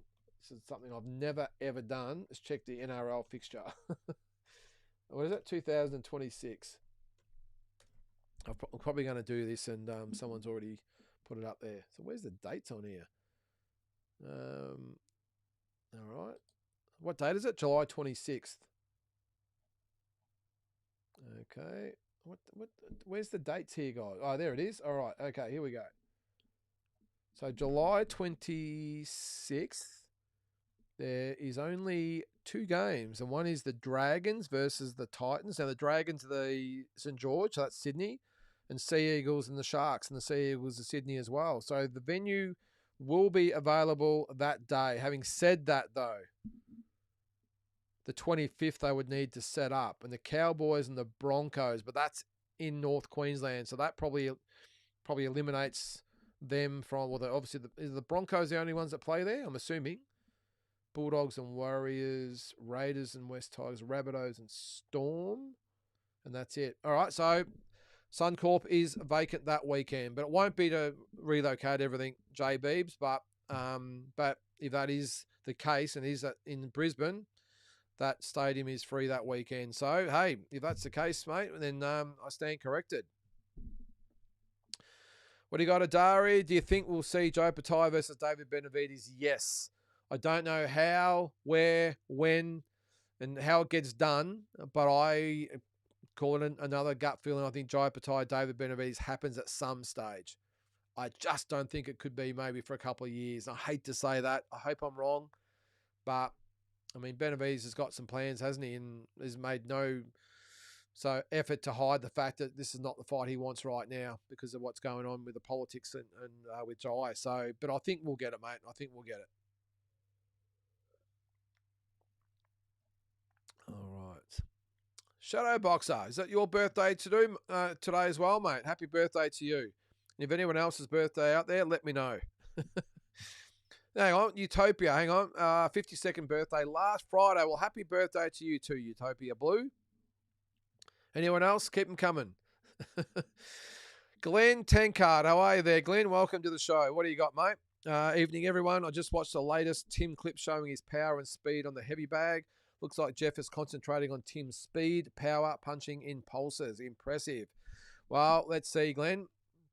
I think what will happen is they've started just with the basics at very, very low key, and they'll probably start obviously getting more momentum, more intensity as they get closer to the day, mate. But maybe what they've done in the first few weeks has been a little bit uninspiring, uneventful so far. But I've got a feeling that it's been about, all right, take your time. Doesn't have to be hard and fast. Just make sure you've got the placement right and you're doing everything right. And then as he's felt more comfortable with what he's doing, then we'll start to add the speed, start to add the power, and then away we go. It's all sort of like layering a cake. And because we're 5 weeks out, you may as well, 6 weeks out, you may as well say that 5 weeks of those will be concentrating on this. The last week is obviously just tapering down and cutting weight and all that sort of stuff. Batman, good fight for Goodman. Nishida is talented. Be a good win for whoever gets it. I've seen Nishida fight, Batman. It's a tough one for Sam. It's a fight he can win, but I'll tell you what, it'd be a lot more winnable if it was in Australia than in Japan. So either way, I don't think Sam will care. If it's for an interim IBF belt, doesn't matter. So, Glenn, how are you there, mate? What do you got? Bam was good, but it just looks like I'm outnumbered with the Inoue fight. Bam was good, but has no business moving to 122 to fight the monster. He will have holes punched through him. Yes, well, I'm certainly in the minority, aren't I? We will see. Again, I don't really... Batman, yep, we finally agree. Look, at the end of the day, I don't care. I just want to see the fight. A bit like the Nakatani fight. I think it'd be an awesome, fantastic fight. Let's just get it on. Ryan, prize fighters don't need belts. The fans know who the potential best are. Jai driving that Rolls Royce better than driving a Camry with Eddie Hearn. Oh, Eddie did nothing for Jai. Okay, look. Prize fighters don't need belts. I think you got to rephrase that, Ryan, to certain prize fighters don't need belts. Okay, fighters like Jai has been obviously shown that he needs a belt, because without the belt, the other guys don't want a piece of him. Fighters like Canelo and Mayweather and Pacquiao, they don't need belts. Okay, they're just, they go by their names. They don't need belts, but they needed them on the way up. Jai's not in that position at the moment. He needs a belt, because without it, and we've seen it already, David Benavidez has said, well, I don't need to fight this guy, so why am I going to fight him? Don't need to. So that's why you need a belt sometimes, Ryan, because if you don't have one, then you're very easy to avoid.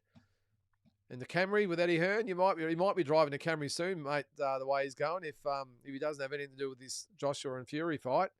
But you are right. He did nothing for Jai. I'm with you there, mate. 100% I agree with you. Oh, all right. What do we got here?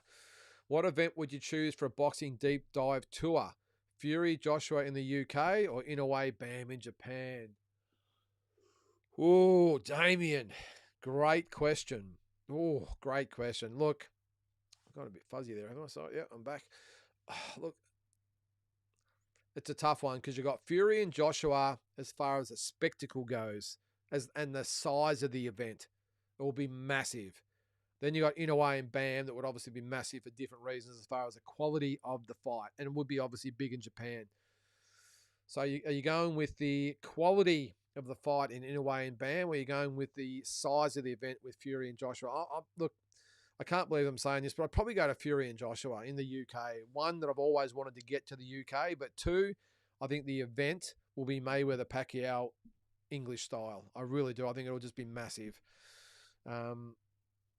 I hate it not being able to go to Inoue and Bam, but Fury and Joshua, can you imagine it? Fury and Joshua at Wembley Stadium in the UK with 100,000 people, and the place would just be throbbing, be pumping.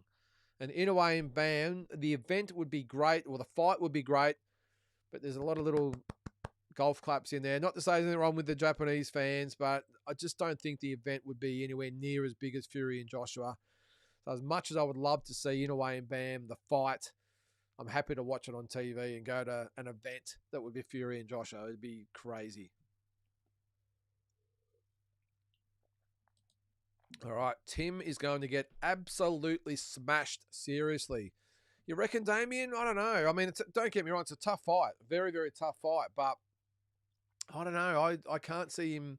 I can see him getting beaten. I can't see him getting absolutely smashed, though. I think he'll give a good account of himself. Look, I think we all know if Errol Spence turns up and he's about 85% of what he was before the Crawford fight, he's probably got a little bit too much for Tim. Let's face it, even with Jeff in his corner and what they're doing.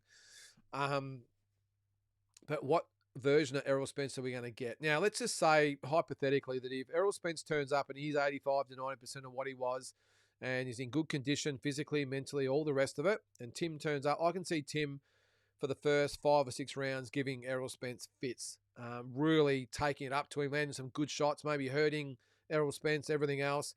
It's probably what happens after the 6th round. I could probably see Errol Spence start to get on top and maybe stop Tim in the 9th or 10th round. But if Errol Spence turns up and he's washed and shot and everything else, why couldn't Tim maybe get over the top of him in 7, 8, 9 rounds as well? I don't know, but yeah, I haven't made up my mind yet, Damien. I want to see a little bit more of them in training, and then I suppose I'm going to end up having to go with my gut, but I have no idea at this stage, Damien. Look, I'm probably with you. I'm probably slightly. I have said in the past, by the way, Tim has a massive chance to win, and I think he can win, but I'm just probably 51-49 in Errol Spence's favour at the moment. Maybe 52 to 48, let's say. Something like 53-47, whatever, you pick a number. But just in favour of Errol Spence. But, again, I'll make up my mind closer to the fight. All right, Batman. Bam versus Takuma isn't a bad fight. Yeah. He just beat Tension, who beat Estrada right after that. Stopped him easily. Yeah, he did. But I heard Takuma Tension 2 is in September. Well, that'd be great if that's the case, Batman. Yeah, I just don't think it's going to happen, Batman. Takuma, in a way, I just think, does that just take the slightest bit of sting out of Nail in a way? And Bam, if it's the brother, I don't know. I don't think they'll want it. I mean, geez, you couldn't get much better preparation, no, could you? But still a risky fight. Takuma's a good fighter. And at 118, he could be a chance to beat Bam. He's got the WBC belt. I just think it's too much of a risk for Bam. Why would you risk Nail in a way by taking on his younger brother, who's, I know he's not Nail, but he's still a very, very good fighter. So I'd be staggered if they took that fight. Damien would go to Bam and Nakatani. Wow, that's the fight I would love to see as well. Bam and Nakatani, what a fight. Batman, I feel Tim will get the win. I hope anyway it's now or never. Yep, good call. Yep, Damien, the doctor went to stop the fight today and the ref overruled him. I've never seen that before. Is that what happened? The ref actually overruled the doctor. That is absolutely bizarre because I've got a feeling it's not the promoter or sanctioning body or anything like that actually has a say in this. It's the combat board. So I'm not sure what it's called over there. But the combat board and their rules and regulations stipulates that the doctor can stop the fight at any time with using his own discretion. Maybe what's happened is that the referee said, "Hey, look, mate, don't panic, don't overreact. I think he's okay." And maybe the doctor said, "Well, what's your opinion?" And the referee might have said, "No, I think he's okay." And the doctor might have said, "All right, well, let's let him go." I think he should have let him go, by the way. I don't think the fight should have been stopped. By UFC standards, I mean, it was a flesh wound, wasn't it, really? And I think he should have been able to continue. He wanted to continue. I think it was okay, but the stoppage after the the 4th round, wasn't it, was definitely just.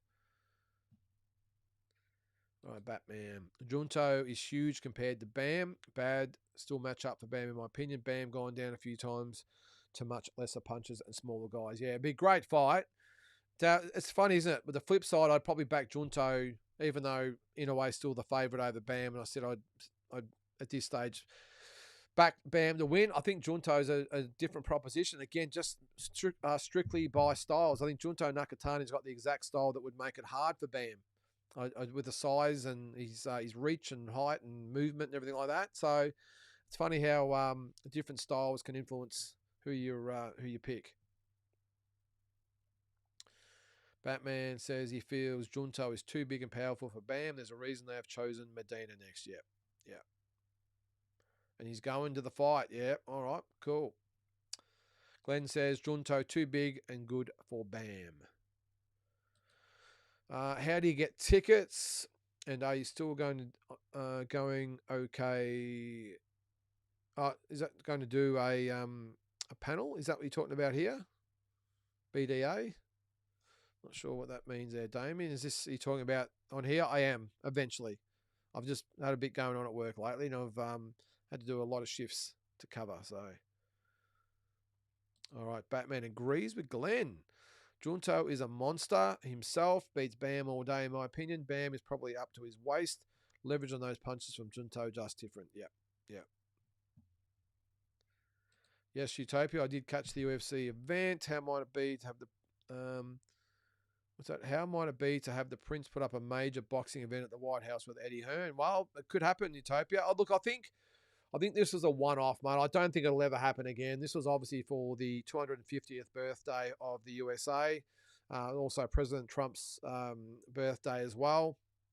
So that's why they had it on the lawns of the White House. I reckon if they tried to do it with a boxing event, I'm not so. Oh, just stop my camera there. I'm not so sure that the powers that be would be as receptive. I think there was a slight leaning towards letting it happen because it was the 250th anniversary or the birthday of America. They made an exception, but I've got a feeling that if they tried to do it again, I'm not sure it would happen, mate. But there's no reason why they couldn't do a similar type of event. I know we tried it at Times Square. That was a horrendous attempt at doing something like that. I know there was talk about Alcatraz as well. We've had the pyramids were great. They were awesome. They really were.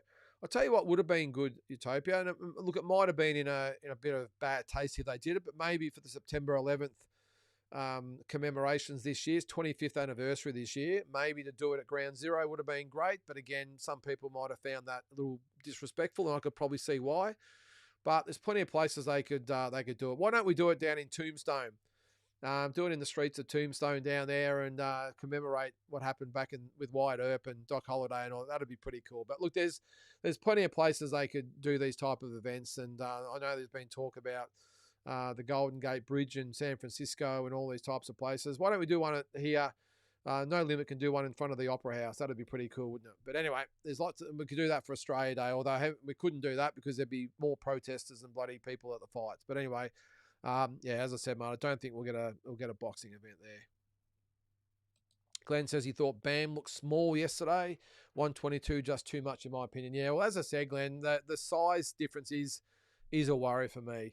And maybe I've sort of overlooked that a little bit too much. I think I need to watch yesterday's fight again and then watch Inouye's fight against Nakatani. But either way, as I said, mate, as long as we get the fight, let's get it on. Went to the Inoue Kim fight, same method, only difference was the first time I had to print my tickets at the 7-Eleven. This time was just a QR code. Okay. Yeah, because I was going to go last weekend, Batman, to Andrew Maloney's fight. I planned to go to Japan. That wouldn't have been too hard to get tickets for, I wouldn't have thought, but I couldn't because I've got to be going on with our business. But I'd love to get over there for a fight. But again, as I said earlier, if it came down to Japan or England, I'm going to England. As soon as that's announced, I wonder if that's a lottery system as well. Even for Wembley, if they've got 100,000 tickets, that would sell out in a day. 100,000 tickets. So I'll be that's the one I'm really keen to get to. Batman Jai is a bad man. Him versus Benavidez is a crazy fight. Yep, that's for sure. What do we got here? When you have David Benavidez for sure ahead of Shakur on a pound-for-pound list. No, I don't have him ahead of... when will I? Well, if he beats Jai and Shakur struggles in one of his fights, I suppose I'd make him go past him. He's three below him at the moment. We'll see. Was that Perception Music? We'll see there, mate. I'm not quite sure. Oh, hang on. You've clarified. I mean, wouldn't you have David Benavidez ahead of Shakur on the pound-for-pound list? No, I wouldn't, mate. I wouldn't. No. I think Shakur Stevenson's got a better resume than David Benavidez, and I think he's a better fighter. Mate, he made Teofimo Lopez look pretty ordinary, and Teofimo Lopez is a very, very good fighter. So, and he's done it pretty much against every single fighter he's faced. William Cepeda, Oscar Valdez, I mean, you name it. He makes them all look silly. So, yeah, I just think he's a better fighter, mate. Even if they're similar resumes, Shakur Stevenson's still the better fighter. All right, Mutzi, how are you, mate? If Bam doesn't get Inoue soon, he'll miss the boat. Inouye's old man has already said he wants him to pull the pin sooner rather than later. Yeah, and that's I think what Eddie Hearn will be pushing towards Robert Garcia and Bam Mutzi is that we can't wait. You know, we need to get this fight done because Inoue could lose interest. I think Inoue, he knows this is the only really big fight left apart from the Nakatani rematch. I wouldn't be surprised if he fights Bam and Nakatani's last two fights and then that's it. So all these other interim fights are having doesn't matter. I don't think he'll be able to get up for them. Who's Benavidez beaten? Well, yeah. Well, Zerto. That's probably about it. I mean, what? Caleb Plant, David Trudeau. Not David Trudeau. What's his name? Is that his name? What is his name? Hang on. Let's have a quick look. Someone's thrown down the challenge. Let's have a look. David Benavides. The Mexican monster. All right, so obviously Zerdo Ramirez, Anthony Yard, I suppose. David Morrell, although that doesn't look so great now, does it? Andrade, yeah, I suppose. Caleb Plant, David Lemieux is the one I'm thinking of. That's Anthony Durrell, back in 2019. Yeah, no, you're right. Not a great resume, so there you go. All right, okay, Batman. Robert Garcia said they want at least another fight. Yeah, Medina, yep. Medina unification at 118. The Mexican who won in Japan versus a guy from Inoue's gym who's been showing some punch resistance issues. Okay. What do we got? I think the Takuma fight would be a better preparation for him, though, as Takuma is easily the most athletic opponent Bam has faced. Most of his opponents were plotters that fight up close. Yeah, but I just think he's too much of a risk, Batman. I know he's not big brother, but he's still an Inoue and he can fight. I just don't think... Well, as I said before, I still think it'd take the sting out of the big brother Inoue fight, but I just don't think it's a risk they would want to take. Butty says, yeah, it would be a good fight. Takuma was really good in his last fight. He was. 100% he was. All right, not that it matters. I just don't want to see Bam beating Inoue at all. But, hey, I've been wrong many times. But so many ways I can see Inoue beating him. He's better across the board, in my opinion. Not a close fight. Yeah, no, that's a good statement, mate. Spence Zoo, who wins? Yep, at this stage, was it Aussie the Mozzie? Love the name there, mate, and your little logo there. Spence just for me at this stage there, mate. All right, what have we got? About 20 minutes to go. Where are we? Batman, keep the comments coming there, guys. We'll go to 9 o'clock. Mutzi, his last couple tension also, he looked really sharp like a mini Roy Jones. Geez, there you go. That's a big rap. When he taunts, he's flowing so well. Great to watch. Yeah, he's a good little fighter, tension. So we'll see. Batman, I'm backing Zoo. Let's go, Tim. Tough fight, Batman. But we just don't know what we're going to get with Errol Spence. That's the big question. And as I said before, if we can just get 85 to 90, I think he wins. But anything less than that, Tim Zoo for me. I'm still with Aussie the Mozzie. As a fellow Aussie, I'm hoping Tim will get the dub. But Spence, I don't know, might be the one to end Tim's career. Well, the thing is, Aussie, I would think that if Tim not so much loses the fight, although I think any loss would be enough for mate, because he's going to get very well paid for this. It might be enough for Tim to go, you know what, I don't need this at 31 years of age. He might say, nah, that's it for me. I'm out. Although he'd leave a lot on the table if he did at 31 years of age. But if he gets stopped, I reckon it could be. Yeah. If he loses on points and it's a good fight, I think he keeps going. If he gets stopped by Spence, I think it's over. Yeah. And even if he decides to keep going, if he does get stopped, I just think the whole Aussie sort of love affair with Tim would be over. I mean, the whole Aussie boxing public, and not just the boxing public, I suppose, sporting public, general public, have all jumped behind Tim Zoo and got really behind him. And, you know, whenever there's big, he has a fight here and the big fights, everyone obviously buys the events, or the pay-per-views, they go to the events and everything else. But I think if he gets stopped, I've just got a feeling he'll be like, wow, that's over. Who's next? Who's the next up-and-comer coming through? And we'll have that little lull that we had between sort of Jeff Horn and then Tim Zoo. So we'll see. But you got to be in it to win it. And I think he's a great chance in the fight. But a lot riding on it. Aussie, that's for sure, mate. That is for sure. Damien, yep, Tim is getting smoked. Aussie, and will be the first and only loss for any Zoo on Aussie soil. Yeah, it's a good point, that. So Costa, yeah, never lost in Australia. And Tim obviously hasn't lost here, and Nikita hasn't lost here. So, yeah, no, it's a good call. It's always the first, though, Aussie. What else we got? Damien.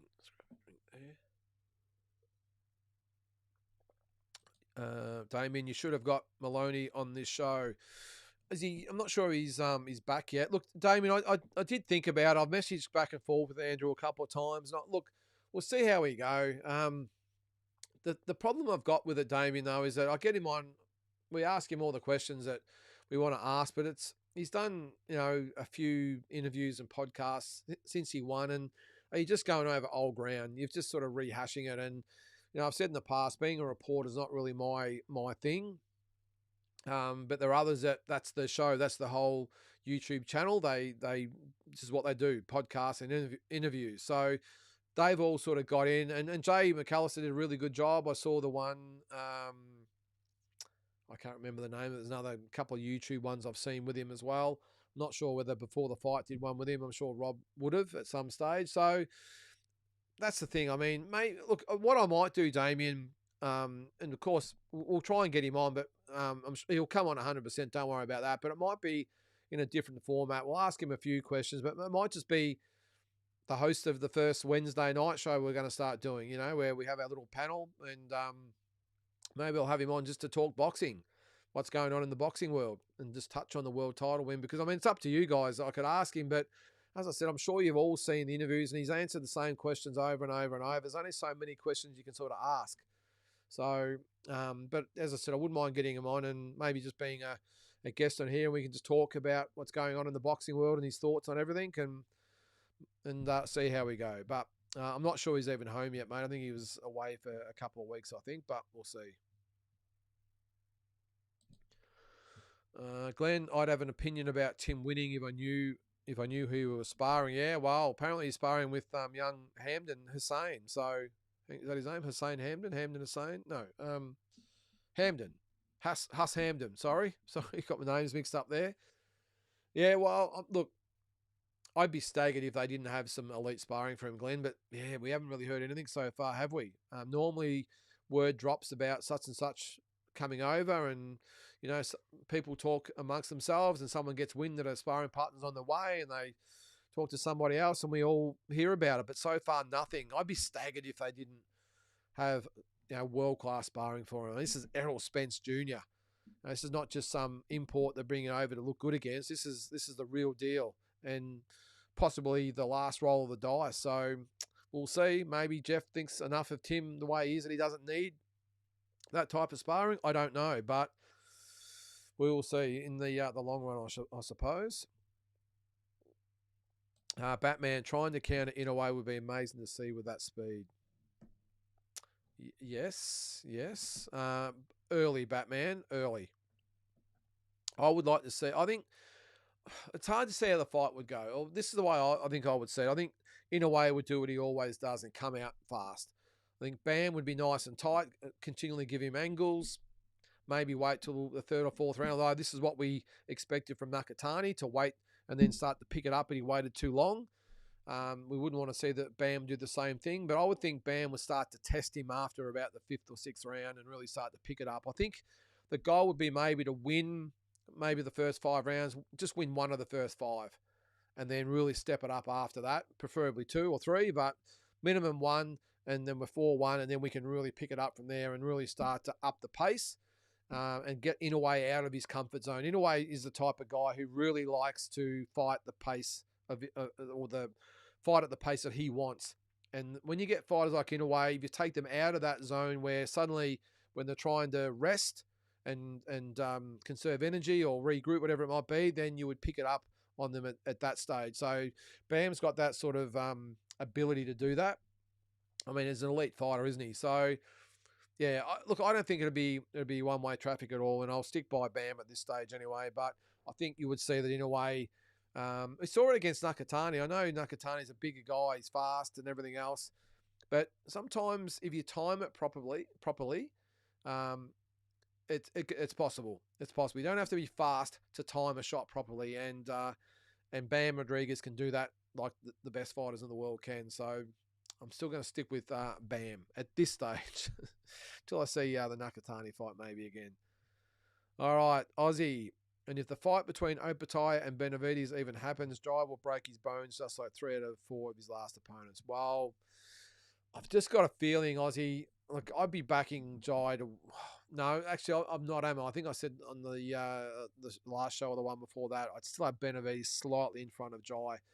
But Jai can win that fight, make no mistake about it. But is he breaking bones? I don't think so, mate. I think that's a tough fight.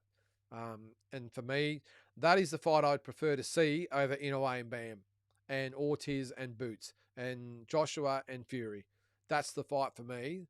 That you talk about any of those fights. If you put on the list as well, Las Vegas to see Opatai versus Benavides, I'm going to Opatai and Benavides every day of the week. It would be awesome. Fury's next fight before AJ will be for the Zuffa heavyweight belt. Oh, there you go. Okay. All right. They did mention a name today, didn't they? I can't remember who it was. Oh, there it is. Nelson Heiser or Heiser, is it? I suppose it is. I'll read a little bit more about that before tomorrow's video about this whole Zuffa thing, because I worked all day today, so I didn't have a chance to get on the socials much. So I'll check that out tonight and hopefully have a bit more information and stuff that I can comment about tomorrow. And you're right about that, Batman. Dana hates any criticism, that's for sure. Please choose the Inoue fight. I don't want to buy a stab vest for the UK.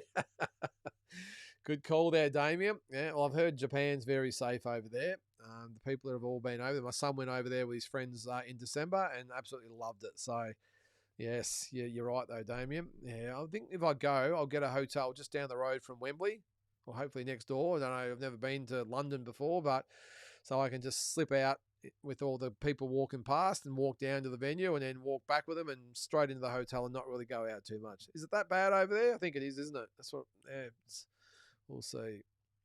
Yeah, you can't go wrong with either of the events, that's for sure. Batman. Glenn, way cheaper in Japan. That would tip it in my favour. Yeah, well, try going to Vegas, Glenn. That's probably the most expensive place on earth over there. Geez. You go through a casino and you get a bottle of water, you're paying $10 US for a bottle of water. It is crazy. It's a big bottle, but still $10 US, which is about, what's that, $13, $12 or $13 Australian for a 1 litre bottle of water. Crazy. Having said that, you can walk down and get someone on the street that sells them for $1, but in the casinos, 10 US. Batman, Wembley is an unbelievable stadium to watch boxing. It's insane. Tokyo Dome was also crazy, though. Totally different atmospheres. Both feel legendary, though. Yep. Well, again, if I've got a choice, I'm going to a Wembley Stadium. Nikita reminds me more of Costa than Tim. His power and movement fits him more over Tim, in my opinion. Yeah, I'm with you there, Aussie. I've always said that. I think Nikita is a lot more like Costa than what Tim is. I don't think Tim really fights like Costa at all.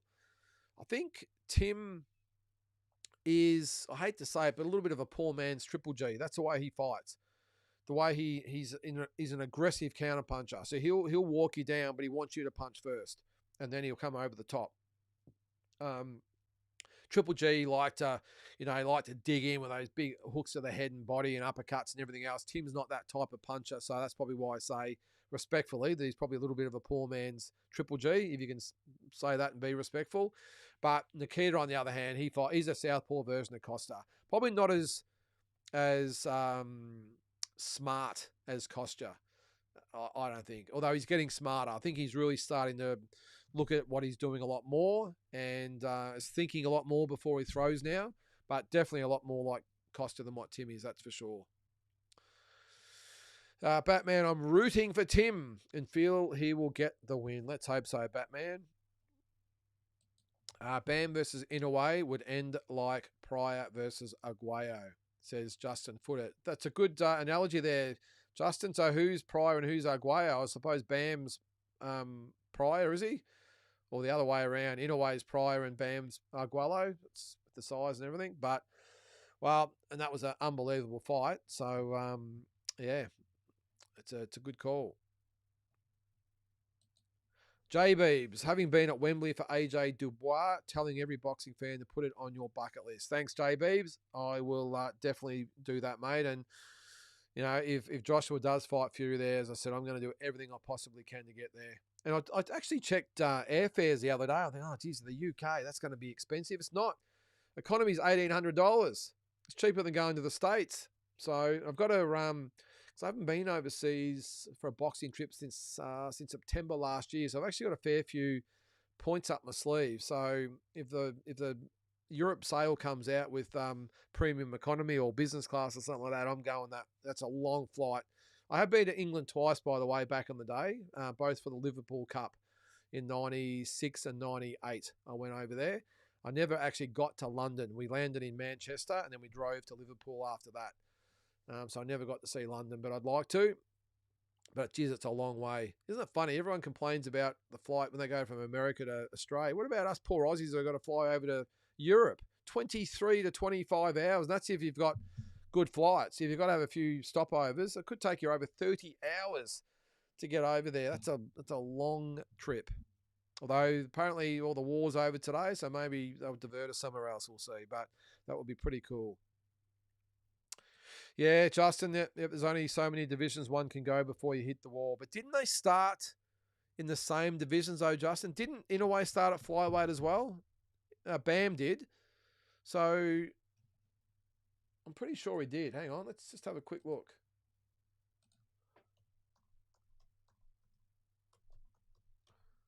All right, no, we're Inouye. I'm pretty sure he started at... hang on, got that right? Okay, it's not coming up. All right, okay, don't worry about it then. Naoya Inouye. All right, I've obviously spelt something wrong there. But I'm pretty sure he come up from flyweight, didn't he? I'll type in Junto Nakatani and see if I can get to... All right, well, don't then. Stupid thing. It's just nothing's happening. Yeah, no, nothing's happening. But yeah, I thought Inouye came up from flyweight, mate. I might be wrong, but if that's the case, that's where Bam's come up from. Obviously, Inouye's done it a lot quicker than what Bam's done it, but I suppose only one way to find out. All right. Good comparison, says Glenn. God, I loved Alexis as a boxer. Maybe my favourite of all time. Yeah, he was one of the best, Glenn, that's for sure. Team Batman, if Tim beats Spence, what next? I heard something about Charlo looking to face the winner. That is correct. Jamal Charlo is apparently in the mix for the winner. Inouye versus Nick Ball in Wembley. Undercard of Fury versus AJ would have been amazing when Ball was a champion at 126. Yeah, it would have been awesome, mate. But not sure what's going to happen with Nick Ball now. He got exposed pretty badly, didn't he? Shadowboxer, I hope Tim's game plan of just jumping on Spence because he's been active is not true. Spence's spent his life fighting orthodox fighters and will line Tim up with a straight left in between Tim's shots. Yeah, well, I'm with you though, Shadowboxer. I like the idea of being rough and tough and rugged and really trying to get into Spence, but you also got to be smart. You also got to break him down and not just think you're going to go out there and just swing from the fences. So let's hope there's a little bit of thinking in there as well, mate. Batman, I feel the home crowd will be a huge factor for Tim more so than ever. Yep, no, it will. Glenn, this talk of Tim going to war in the pocket with Spence is a recipe for disaster. If he tries that, he's done in 6. Yep, no, it's hard to argue with that, Glenn. I agree with you there. Batman, I feel Tim is a sharper puncher, faster hands. Spence quite methodical style-wise. Should be an absolute banger. Yep, sure, certainly will be, mate. That's for sure. Glenn, he needs to keep it long and move and not do those stupid straight pullbacks. Well, I know Jeff's been working on that there, Glenn. One of his main thing has been not to punch and then pull back in a straight line. It's actually punching, stepping out to the side, either left or right, and then remaining in close. So great move from Jeff if that's the game plan.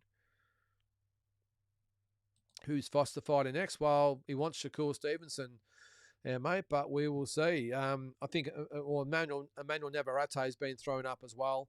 Loma is another one that's been thrown up, although I said before that Loma and Navarrete fight. Who knows, maybe Loma might fight Foster as well, but Foster would prefer Stevenson, but he's 2 divisions above Foster at this stage, so I think not.